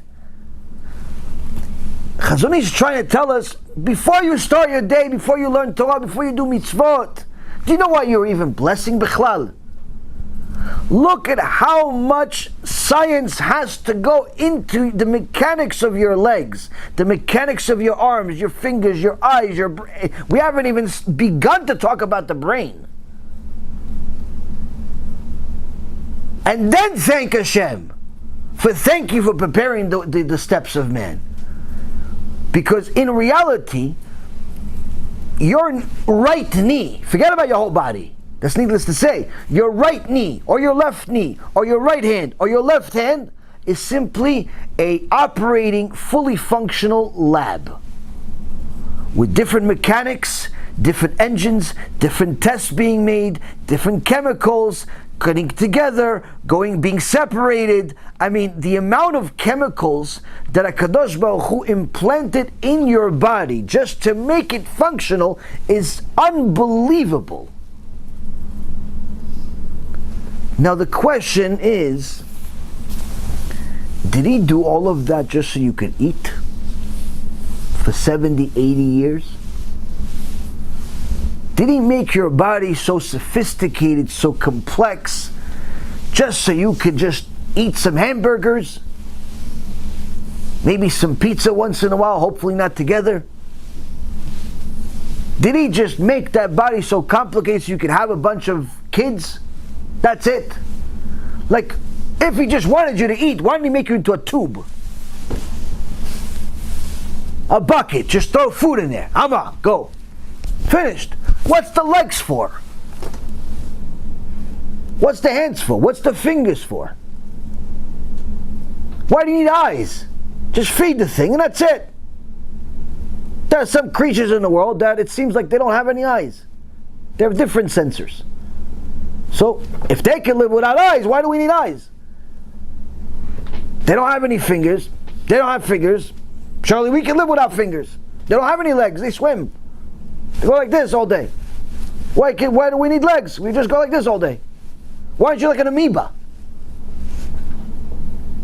Surely, if he created our body to be much more sophisticated than the amoeba, it's for a purpose. It's not just for eating. It's not just for mating. Surely these are different tools that HaKadosh Baruch Hu put more effort in, if you will, for us to serve Him in through those tools. That means that we have to find, in our lifetime, we have to find a way to serve HaKadosh Baruch Hu, to justify the creation. If He gave you fingers, you have to justify, why did I deserve to have fingers for 70, 80, 90 years? What did I do with these fingers? Did I flip some pages and learn some Gemara, learn some Shulchan Aruch, learn some Chumash? Did I flip some poskim? Did I flip some pages? Or did I just flip the newspaper? Or just grab a hamburger? I was the fastest, fastest guy in a restaurant with the burger right to my mouth. Did He give me legs so I could just walk to the restaurant or walk to a shiur Torah? And if I didn't have a right, I wasn't going. Because chas v'shalom that I would walk a half hour, an hour. Did He give me these different tools to serve Him or to serve myself? When we say the blessing of Mechim Mitzadei Gavel, that He prepares the steps of man, when you have a Jewish ideology, the right HaShkafa, this is what we're supposed to be thinking of. Thank you, HaKadosh Baruch Hu, for preparing the steps of man and making my body into simply a living lab in order to serve you with each and every single part of it. My job is to find a way to serve you with each and every single part of it.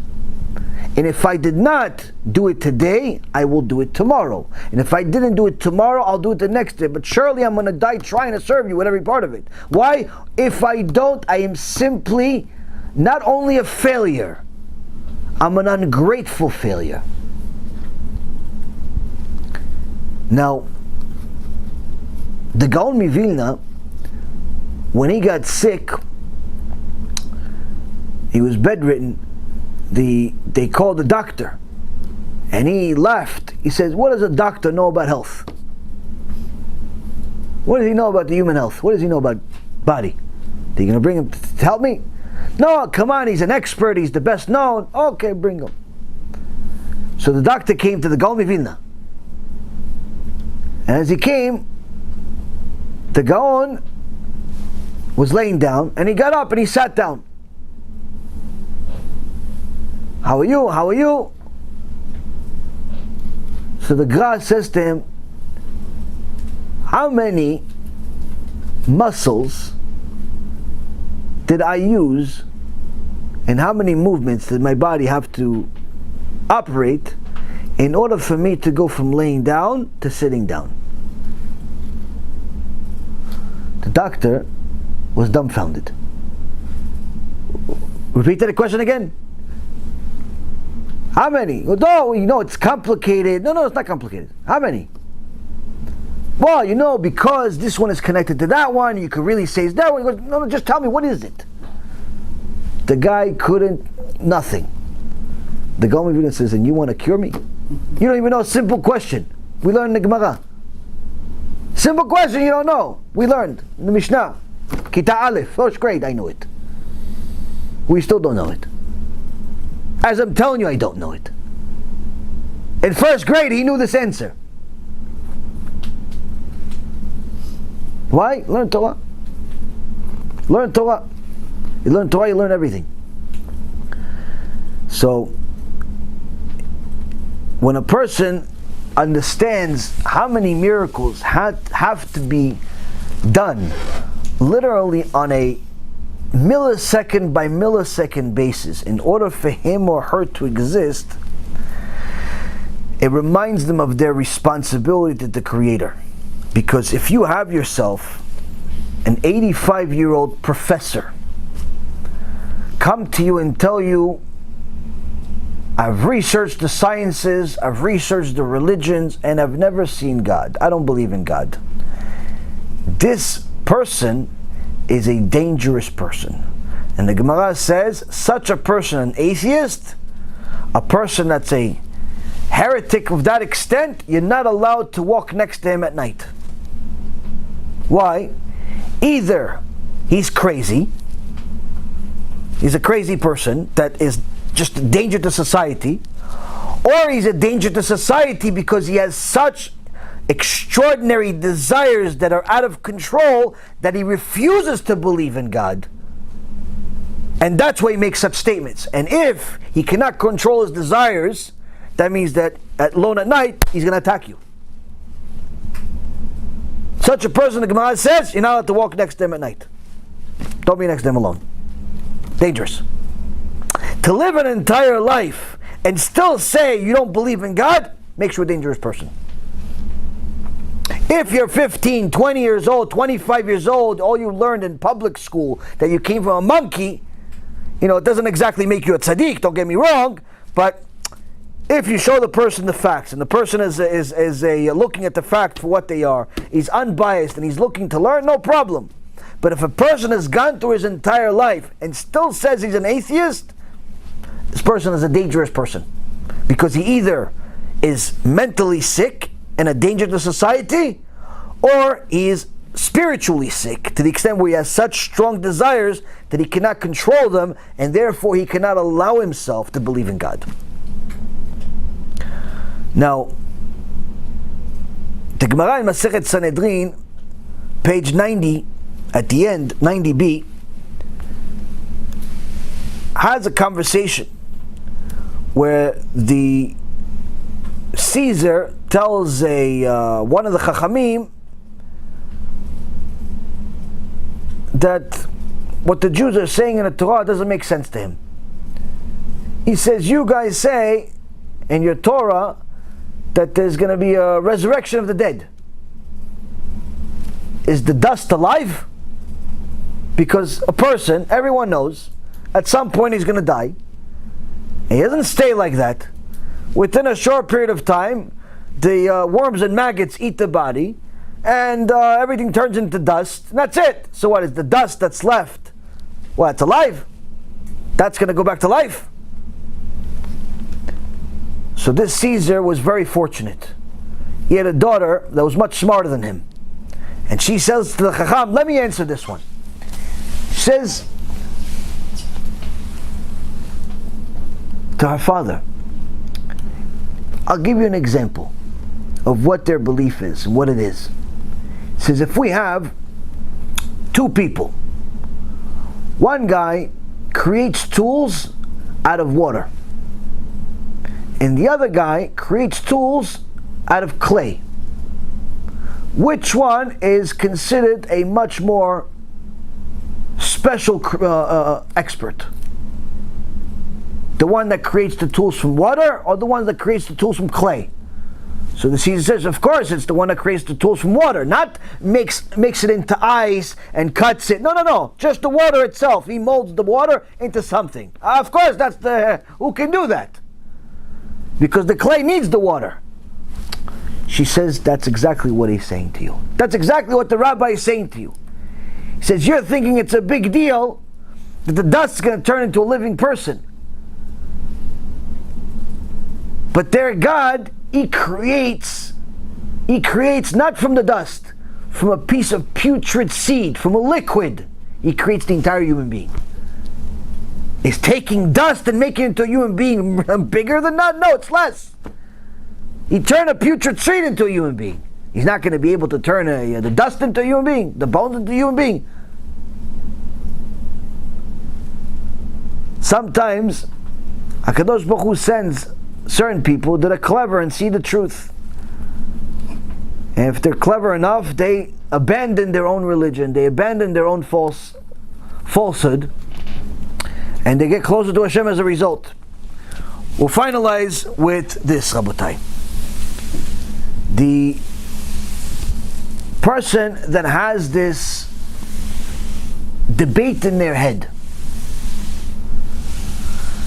of emunah during difficult times like we have right now. Am I going to have enough money? Am I going to find a wife now?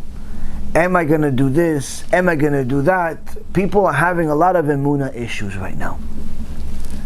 The Chachamim say this is really an embarrassment that you're going to deal with at some point.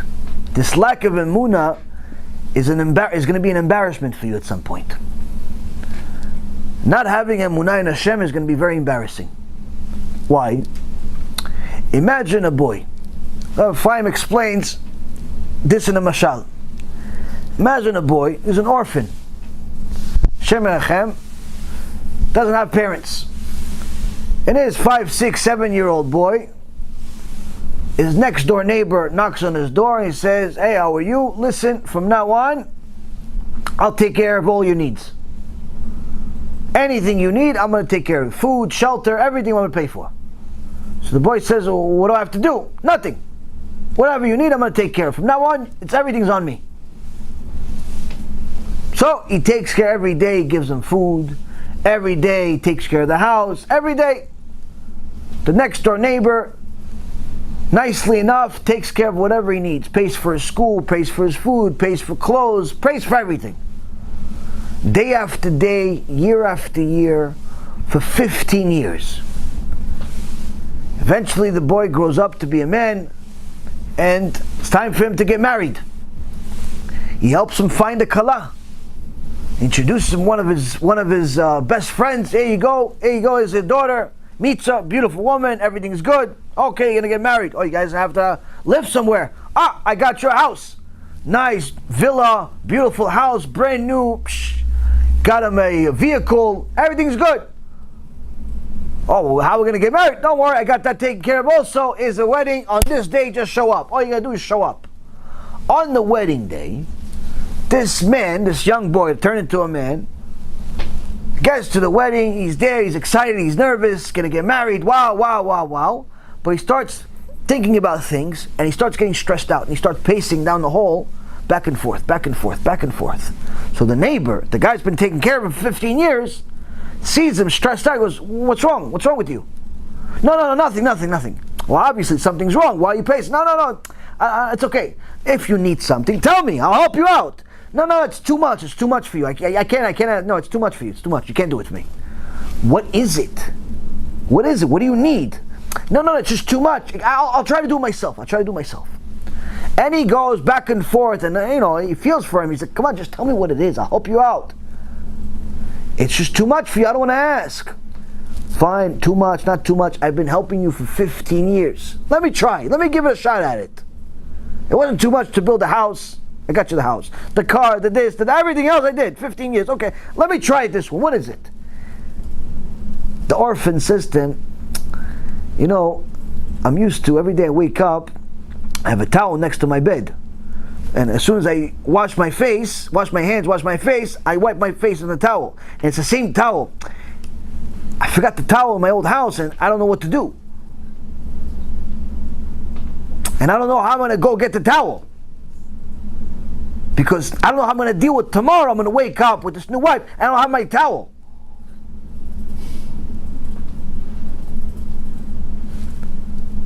The next door neighbor sees you. You fool. This is too hard. 15 years I got you a house, got you the wedding, got you a kala, got you money, food, shelter, clothes, everything. It's too hard to get the towel. It's too hard. That's us.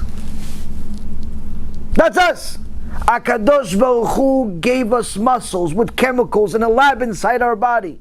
Gave us eyes that are balloons that should be on sale at Walmart for $1. To operate, to record everything. Hands with fingers in them that have all types of mechanics that are beyond our ability to even think of. Fingerprints and muscles and bones that do all types of things that we forget to even appreciate. Legs that allow us to go to different places. Arms that allow us to do different things. Wives, husbands, kids, house, everything. And what do we worry about? Oh Hashem, I don't have any money. When it comes to money, no, maybe I'm going to work on Shabbat. When it comes to zivug, maybe I'm going to marry a non-religious person. When it comes to all types of things, we sell out Hashem like nothing. No, it's too hard for Hashem to help me on this one. It wasn't too hard for Him to make you. It wasn't too hard for Him to grow you from a putrid seed. It wasn't too hard for Him to get you to be where you are today in the first place, to have a house, to have clothes, to have a spouse, to have all types of things. That wasn't too hard, but to get you to have a little bit of money to close the month, that's too hard for Him. When a person arrives at Shamayim, he's going to be embarrassed for such lack of emunah. Embarrassed. And that's why when a person understands what the right ideology is, he simply becomes embarrassed at himself for having a lack of emunah, and he forces himself to get it out of himself. Get it out of ourselves. How do I find emunah? Why? Because it doesn't make any sense not to have emunah. But I can't just say I believe and I really don't believe. So what do I gotta do to get myself to have it? What do you need to do? Before you start complaining about all the things you need, count the birds you already have. Count the blessings you already have. Okay, you don't have XYZ. Fine. What about the first 25 letters? You have those, A, B, C, D, A, you have all those? Before you complain and cry and become hysterical about all the things you don't have and you feel like you need right now, what do you have? And I remember the first time I learned this from Rabbi Ephraim years ago, it would drive me crazy.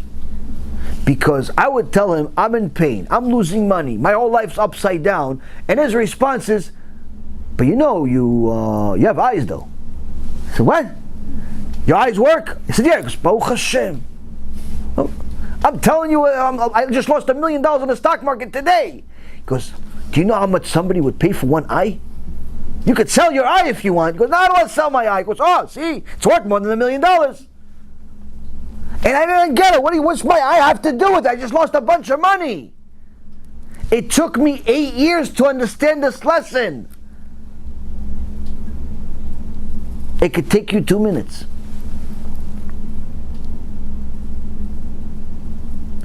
If you count your bird, what do you have in your hand?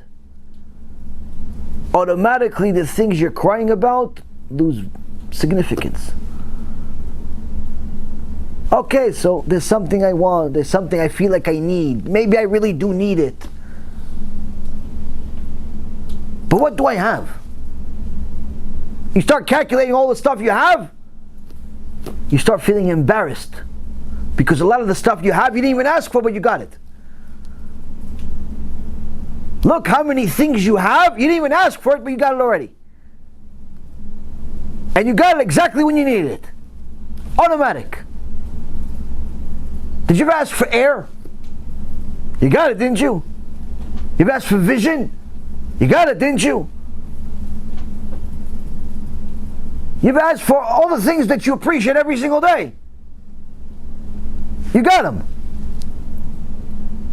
Now what are you going to say? Yeah, but if he didn't want to give it to me, why did he create me? That makes you a rasha. That makes you a wicked person, an ungrateful, wicked person. Why? Imagine having a kid, and you raise this kid, and he changes stinky diapers for a few years.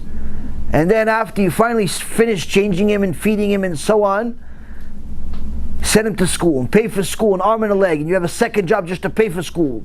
And you have all this, and you raise this kid, and the kid eventually goes 13, 14, 15 years old. And hey, Ima, give me some money.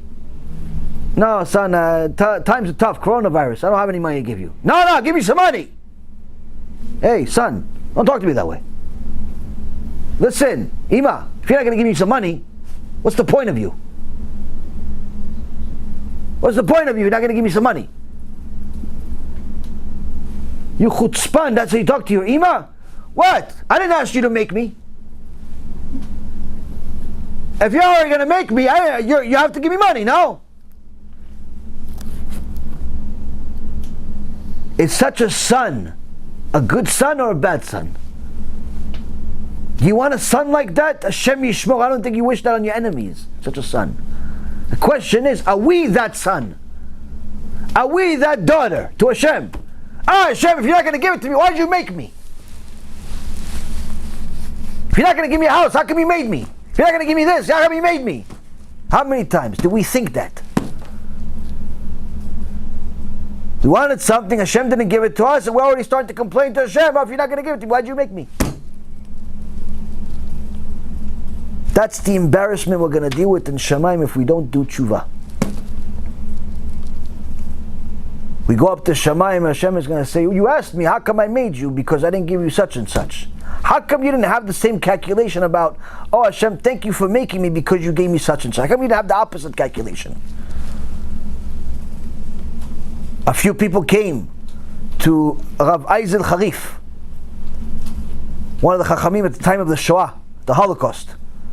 He said, Kvod Rav, it says at the end of Masechet Ketubot that you're not really supposed to push for the Geulah, for the salvation to come. Hashem's going to bring it when He brings it. So is it right to really ask for Mashiach?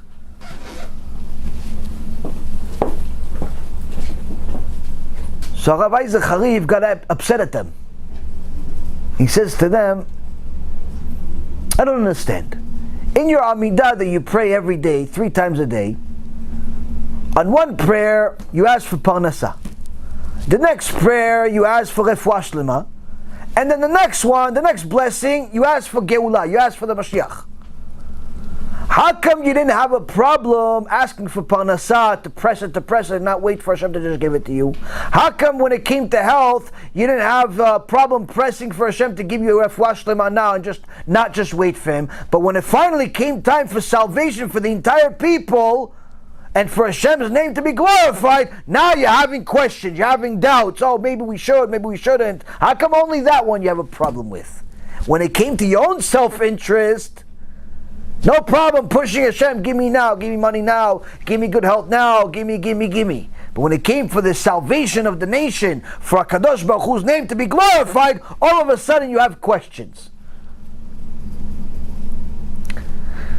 That is all of us at different times when our ideology is confused between what it's supposed to be and what sometimes the Yetzer Hara influences us to have. They both look the same, they both have a similar address, they both even have similar names. But one is from the Satan and one is from the Torah. The goal is for us to make sure that whatever we think has a source in the Torah that validates it. That says what I think is correct. That's why it's the nature of a Jew that's learned not to look obsessively for his own insights in the Torah, but rather to find what the sages said and see if they match with what he thought. And say, Baruch shekivanti. Many people obsess over finding chidushim. They want to find their own insights in the Torah. They want to find it sometimes so much, they ignore what the sages say altogether and they start inventing completely new things that are foreign to Judaism altogether. This is a mistake. First, you have to become an expert in what was already said and what was already validated. Then you see if you can develop your new insight from that can also be validated by the original foundation. That's what you're supposed to do. You're not supposed to have your own original thought and think this is good. But when you do have an original thought, what are you supposed to do? Look for another chacham that agrees with you. And I don't mean a chacham in your own kollel. A chacham that's in the Torah, in the Gemara, in the poskim, in the midrashim, and so on. Why? Because you want to know that whatever is in your mind, your ideology, your thought process, is in line with what was already validated. And to say, Baruch shekivanti means, blessed am I that I aimed in the right direction. Why? The direction that's already the foundation of Judaism, that's the right direction. There is no right direction that's foreign to what the foundation is.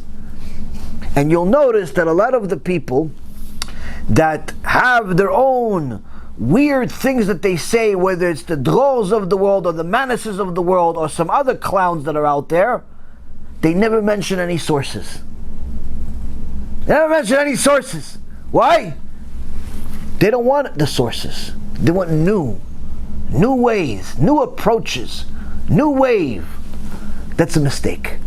Our foundation is as good as it's ever been. It'll never be different than that.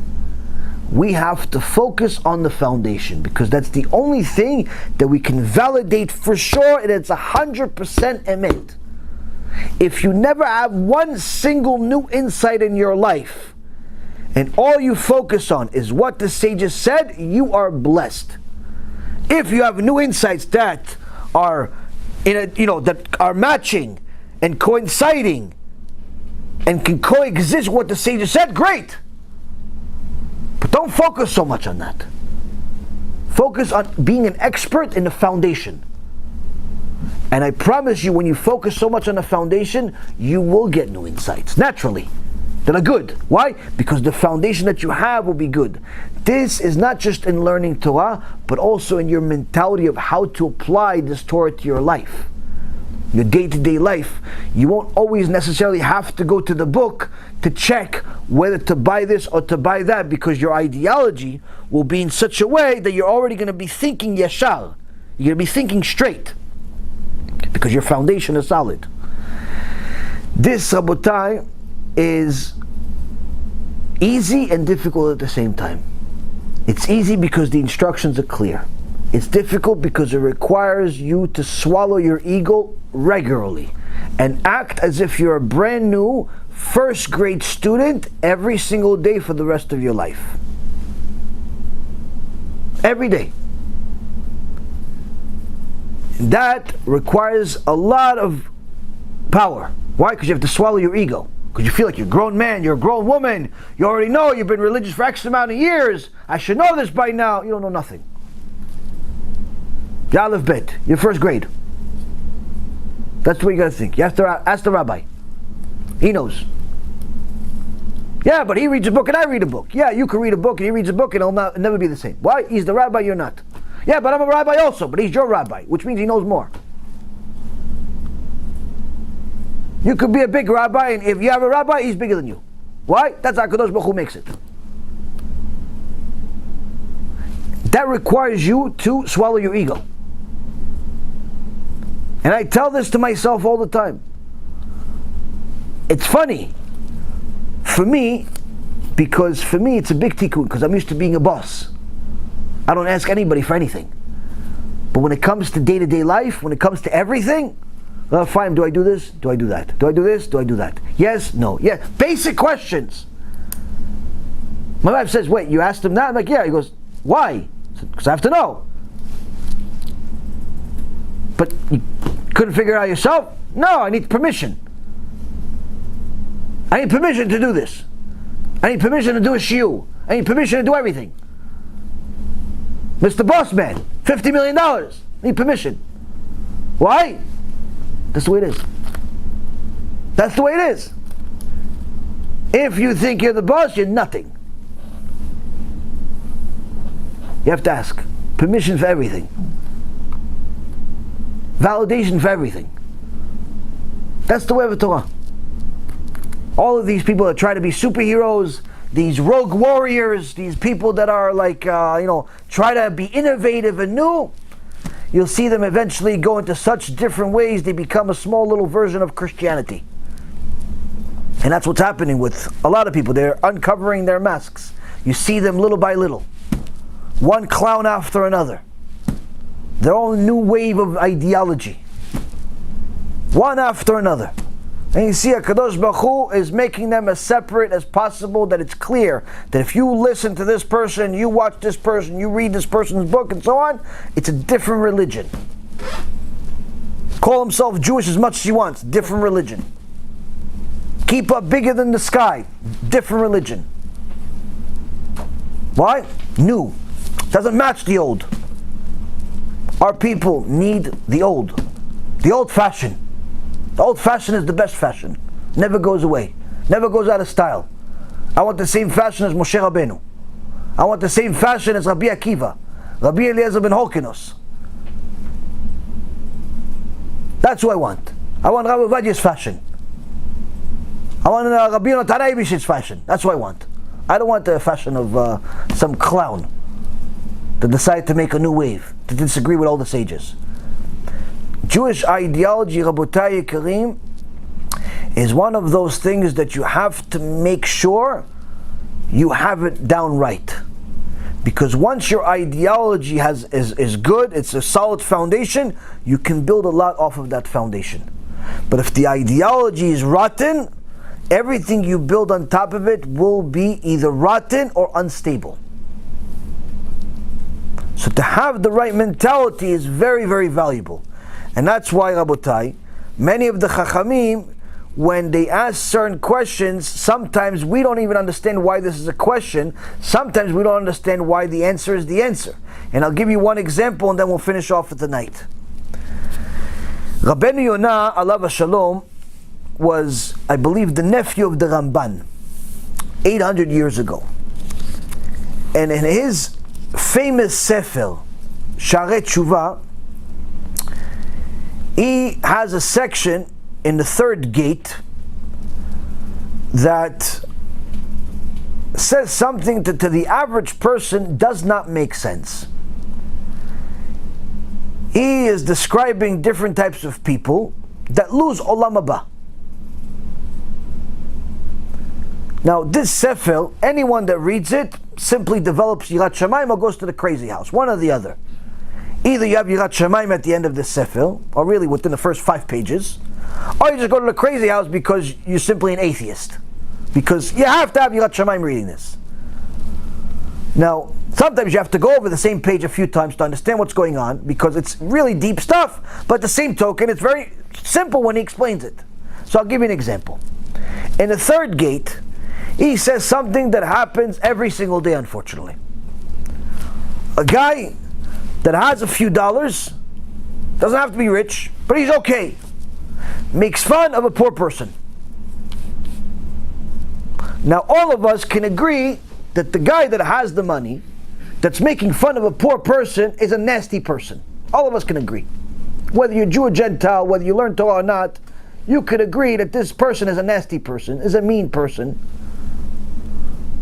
But why is Rabbeinu Yonah calling this person a kufel?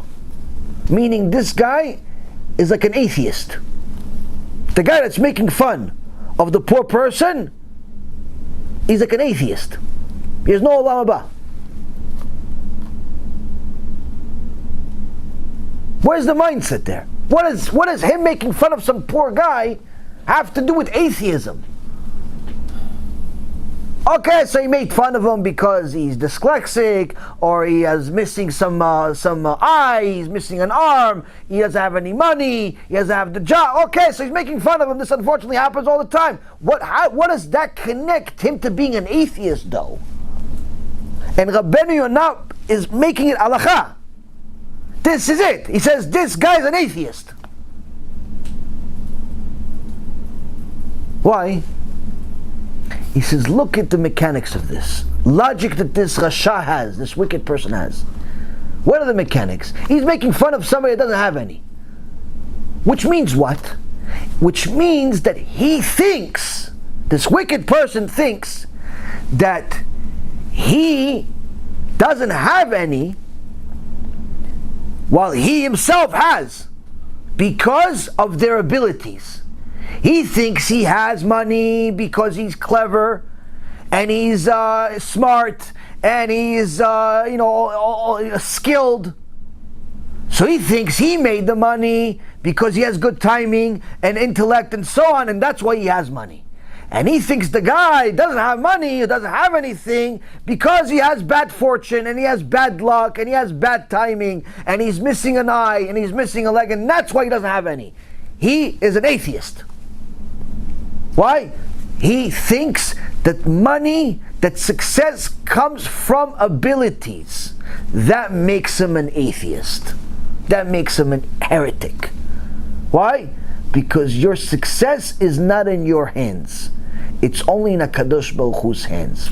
To think that your success or failure is a result of your skills is a form of heresy, Rabbeinu Yonah says.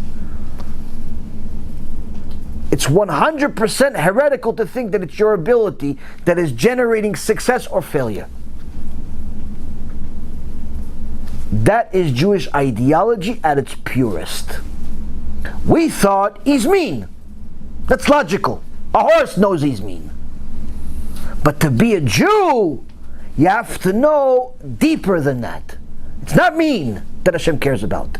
It's the heresy that Hashem cares about. He's not going to make somebody lose Olam HaBa and go to Gehinnom permanently because he's mean. But he will send somebody to Gehinnom permanently if that person is an atheist, if that person is a heretic, and thinks that his success or failure is in his own hands. Kochi ve'otzim yadi, my hand, my power, is what got me this wealth. HaKadosh Baruch Hu writes in Parashat Ekev, this is one of the things that HaKadosh Baruch Hu does not forgive.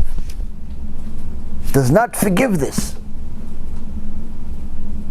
Never for a second think that your success or your failure is in your ability. You could pray for Hashem to help you.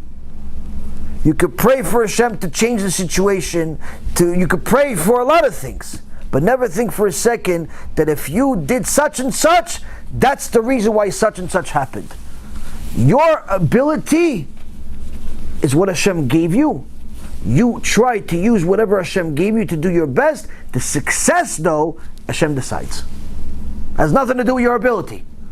Has nothing to do with your ability. And that's why I tell you guys a famous story.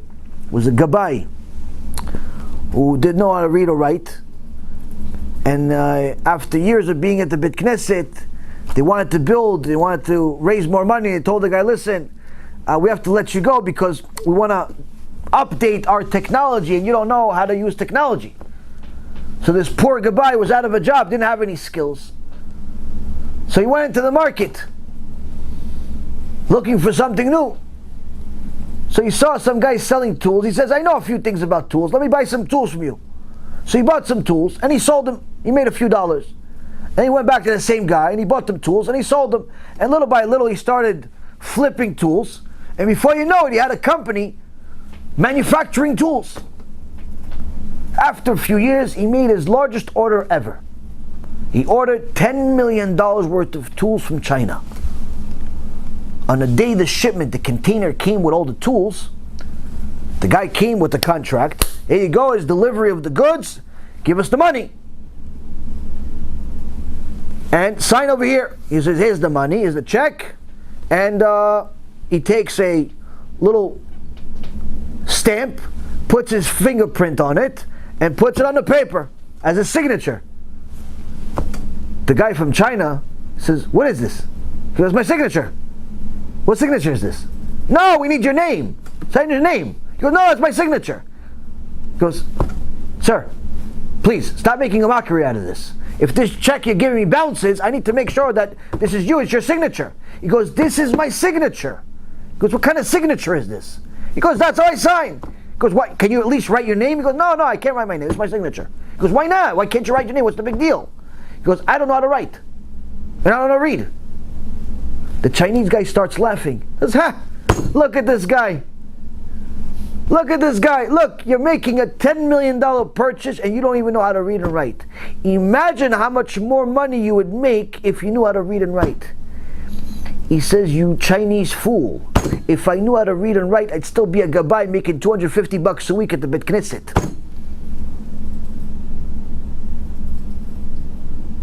Your success, Rabotai Karim, has nothing to do with your skills. Your failure doesn't either. That's where we have to go to Hashem. And Hashem toiled, if you will, to make your body so sophisticated, your muscles so sophisticated, your vision so sophisticated, your whole mechanics, the feelings you have, the hormones you have, the desires you have, everything that you have so sophisticated, so you could recognize that He didn't make you just for you to utilize that one skill and think that's what's generating you the results. It's the opposite. It is so sophisticated to remind you that there has to be a greater reason for why you are alive in this world. Much more than just this skill. The success, destination, that's only determined by the Creator Himself. You are responsible for the effort. Use those tools that Hashem gave you in order to serve Him to the best you possibly can, according to His instructions and not yours. If you do that, I promise you that the destination will be much better than you can get yourself on. Be'ezrat Hashem, this will get us even closer to the right ideology, to the right destination, to get us, our people, our friends, our family, and all of Klal Yisrael and the rest of the world that wants to know God, to the right destination that HaKadosh Baruch Hu has designated for each and every single one of us. Baruch Adonai Le'olam. Amen ve'amen.